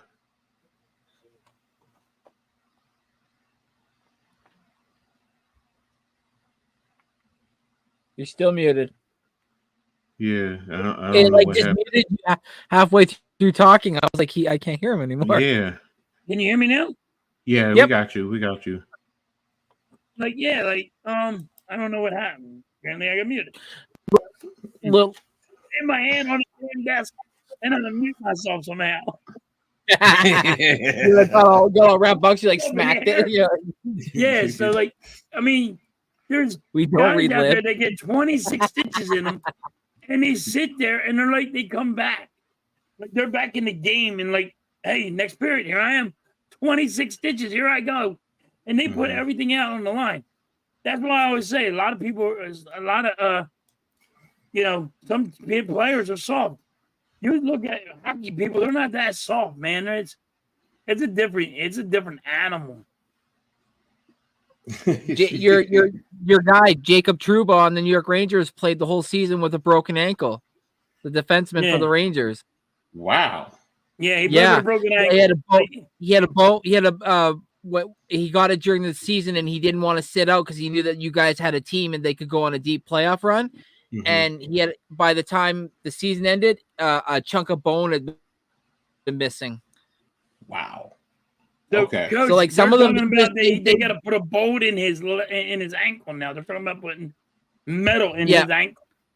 That's how fucked up he was. It just goes to show you that players will do whatever it takes to win the Stanley Cup. Because, like, no offense to any other sport, it's one of the hardest trophies to win because you got to win 4 games each series on the way to winning the Stanley Cup. And then it's like block shots. You'll do whatever it takes. Sometimes you might block a shot and it might catch the one part of your leg that's not being blocked by any protective gear, and there it goes, or it hits your ankle on the side and might crack your ankle because some guy can shoot 100 from the point or whatever, which Bouchard for Edmonton can crank. He can hit up the words of 98 miles an hour. So Florida's going to be very, very sore. But like Halftime said, Florida's very physical. I like the way they play. They get on the forecheck and they put a body on you. Every time someone touches the puck, put a body on you. It doesn't matter if I'm hitting you, but if I'm touching you, it agitates you after a while. Remember, this is a 4-game series. So, I'm going to be in your face. Every time you turn, boom, right there. Hi, bitch. Boom. I'm going to check it. Maybe even push the envelope a little bit after the whistle and kind of give a guy a dirty glove, rub it in his face. I hear those things stink like ass because it's all where all the sweat goes when they're skating right off their hands. So it's like, it's going to be a fun series. Matthew Tkachuk knows Edmonton because he used to play for the Calgary Flames before we traded him to the Florida Panthers. So he's familiar with McDavid and they're familiar with him. And then they also have Sam Bennett, who used to play with the Flames on the Florida as well. So they all know. And McDavid played with Sam Bennett, I believe, in the minors. He called him, and I quote, one of his most favorite players to play with. Well, you ain't playing with him. You're playing against him. And this motherfucker plays borderline dirty. I will say there are some times where Bennett might push the envelope and might chicken wing somebody and kind of catch him on the chin and try to knock him out or hit you a certain way. He did it in the Boston series where he hit Brad Marchand, and as he was falling down, he threw a punch and hit him in the face, and he actually concussed him, knocked him out. Okay. So he plays with a bit of a nasty side. Yeah, they're this is why I love hockey, though. It's nasty. Yeah, it's nasty. It's the most entertaining. You want entertainment, you watch it tonight. They're just very nasty. They give you 110%. They will give you low blows. They will do everything. And since they took out the red line and they just have the blue lines now, it's more offense now. So you don't have to worry. You can make from one side to the other side passes. Back in the day, you couldn't do that. You weren't allowed. You had to bring the puck up as a defenseman or a forward. So the NHL is trying to evolve and trying to create more offense. They made the goalie pads a little bit smaller than normal, so it generates a little bit more exposure on the net. So. And they took the wings off the goalies too. Off the shoulders, yeah. Because remember, like Brodeur and like Eddie Belfour, they just sat in the net like fucking turkeys, and you're like, oh, how am I supposed to score that? I mean that's interesting. I mean, you guys sound like you're getting me excited a little bit to get into hockey. Again. Who, me? No, halftime. Yeah. Okay. There you go. I don't know what's going on my computer right now. The ghost is muting you. No, I swear to God, if I hit it, I mute myself. I don't know. Put my hand behind my back. You have to remain completely still. Yeah. No, but you guys are, piquing my interest, and I got to start looking into hockey a little bit more, to see.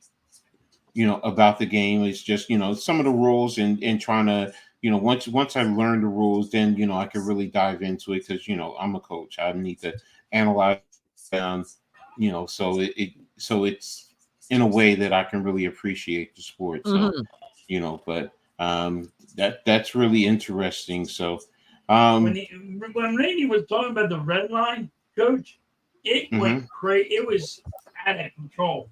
Because you couldn't do a 2-line pass.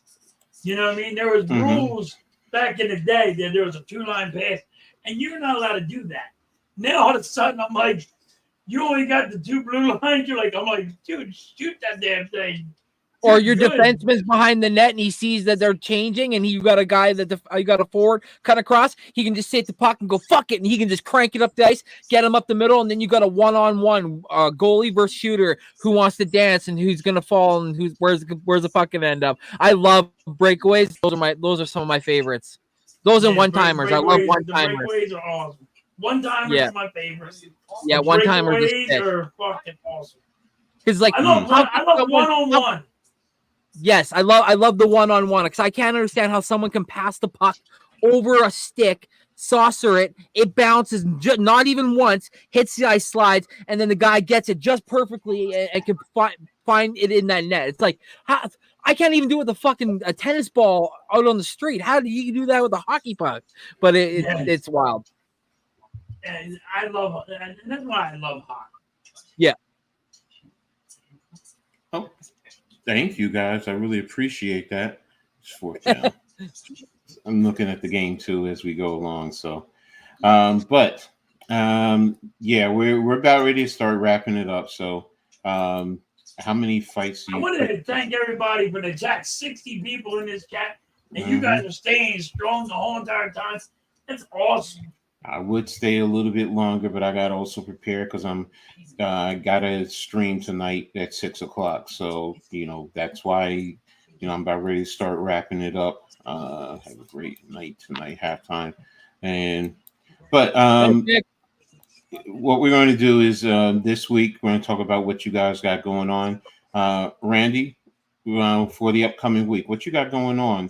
Streams, videos, whatever. Talk to us. I got the pick and roll on Wednesday. I am supposed to do the game tonight, but as we were talking, my TV went out, so I don't know if my TV died. So I don't know how I'm gonna watch the hockey game tonight. But anyways, I hope something happens. Oh, But anyways, I just got the pick and roll on Wednesday. Potentially the hockey game tonight, but stay tuned for that. And then yeah, nothing really until the football season starts. Really, maybe some things might pop up here and there or whatever, but nothing much other than that. So okay. Definitely, everybody, make sure you tune in to next shift and check out what he has going on. His information is in the description for you. peekaboo. What about you, Halftime? What do you got going on this week? Tonight I'm supposed to stream What's a Philly Thing with Jerry Lee, and we're gonna talk a little bit about baseball, football, see what's going on there. And then tomorrow at 10 o'clock in the morning, I'm streaming the Phillies. Okay. And then later on night, me and Junior will be doing I always get his I get his 1 o'clock. I get his 1 hour, 2 hours. So Cool. Me and Junior are going to be streaming a video game for 1 or 2 hours, depending on what he wants. Okay. I am going to a movie tomorrow. Okay. What you going to see? What movie? Have you guys seen the trailer for that new M. Night Shyamalan movie, The Watchers? No.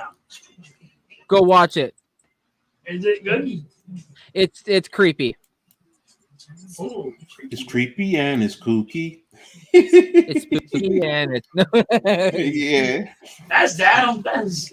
That's old school. Yeah. I love the I love the Adams family. Let's not start that. Let's not start that from last week. Yeah, man. you know how it's gonna go, Coach. Yeah. This place will light up. Yeah. I don't think I would get off be able to go stream the game. So and that's for me. I think so, Mitch, but I don't know. TRL's been really busy with work, so. As far as me, I have tonight. I have at 6 o'clock. Like I said, I'm streaming the indoor arena style football game, Jersey Bearcats versus the Maryland Warriors. If the Bearcats win, they get into the playoffs. They're the actual defending champions of the AAL2. So definitely want to see if they can make it in to defend their championship. Tomorrow I got Giants conversation with NYG. Tuesday I have Heart of the City with NYG. Wednesday Pick and Roll podcast. Thursday Full Court Press with Nick and Randy. Where we talk about the WNBA. And next Saturday, we'll be back for another episode of the Halftime Coach and Adjustment Show. And I may be picking up a few more lives during the course of the week. So I'm trying to see what I can work out. I'm trying to stay busy. Coach is trying to really get on his grind, especially with football season coming up. So trying to get prepared and going. So, but that's what I have going on this week. So we're going to get ready to close this out. I mean, Randy, anything in closing that you want to say to the audience? Just thanks you guys for having me on. It was a blast. And shout out to the chat. And like Halftime said, solid 60 constant, whether it was up or down. And just it was a fun time. I had a lot of fun. I really appreciate you being here today. Halftime, you have anything that you want to add in before we get out of here? Hey, it was awesome. And let's keep this 60 going next week. It's been lighting up. Let's see how good that we can get this stream going. I'm super stoked how we've been doing so far. Exactly. So I feel the same way. I'm thankful, Randy. I appreciate you tapping in, man. It's been a blast, Thank man. you. I mean, you know, everything that we talked about. Look, everyone. I mean, everyone. Mitch Kowski, Butterfly. I mean, yeah, I'm gonna go through Nick, Star Wars, Mike Green, Damian, Roger, Krupa. Kraupa. Sorry, I remember it from last time. Grega, Butterfly, Star Wars, Damien. I remember Leaf was in here. Earl, thanks for tapping in, brother. As always, Mitch. Walter Johnson, Mrs. Halftime. Who am I forgetting? Nick Gregor, Star Wars, Nick, Donovan McCheetahs, Mellow Goated, Nick. Am I getting everybody? Did I forget? There's still more. Yeah, Leaf Diggy, Screaming Jerry Lee, Adam Hurl. Wow, you guys were awesome, man. The Suey, Tommy Tony. Thanks for being in here. Screaming Jerry Lee, Halftime. I think I got Blaze. Yeah, Blaze was in here. Victor, he was in here. Thank you for tapping in and showing us love and contributing to the chat. David Thomas, Chad Schrader. You almost threw me. He said Philly halftime. It threw me for a second. You got me with that one. He was here too. Yeah, our cool. Thank you for being in here. Chad, Star Wars, Mitch, Philly, our cool normal guy, Man Cave, El Capitan Rafael El Fucho, Charles Adderley, Chad, Daniel Berry. Yeah, and I think I got everybody. Thank you guys for being in the chat, tapping in with us, giving us a great insight to everything that we talked about today, contributing. This has been a great family. I mean, we've gone over so much. So again, thanks to everyone for being in here. Looking forward to next week's show, and I hope you guys had a great time. And we're out of here.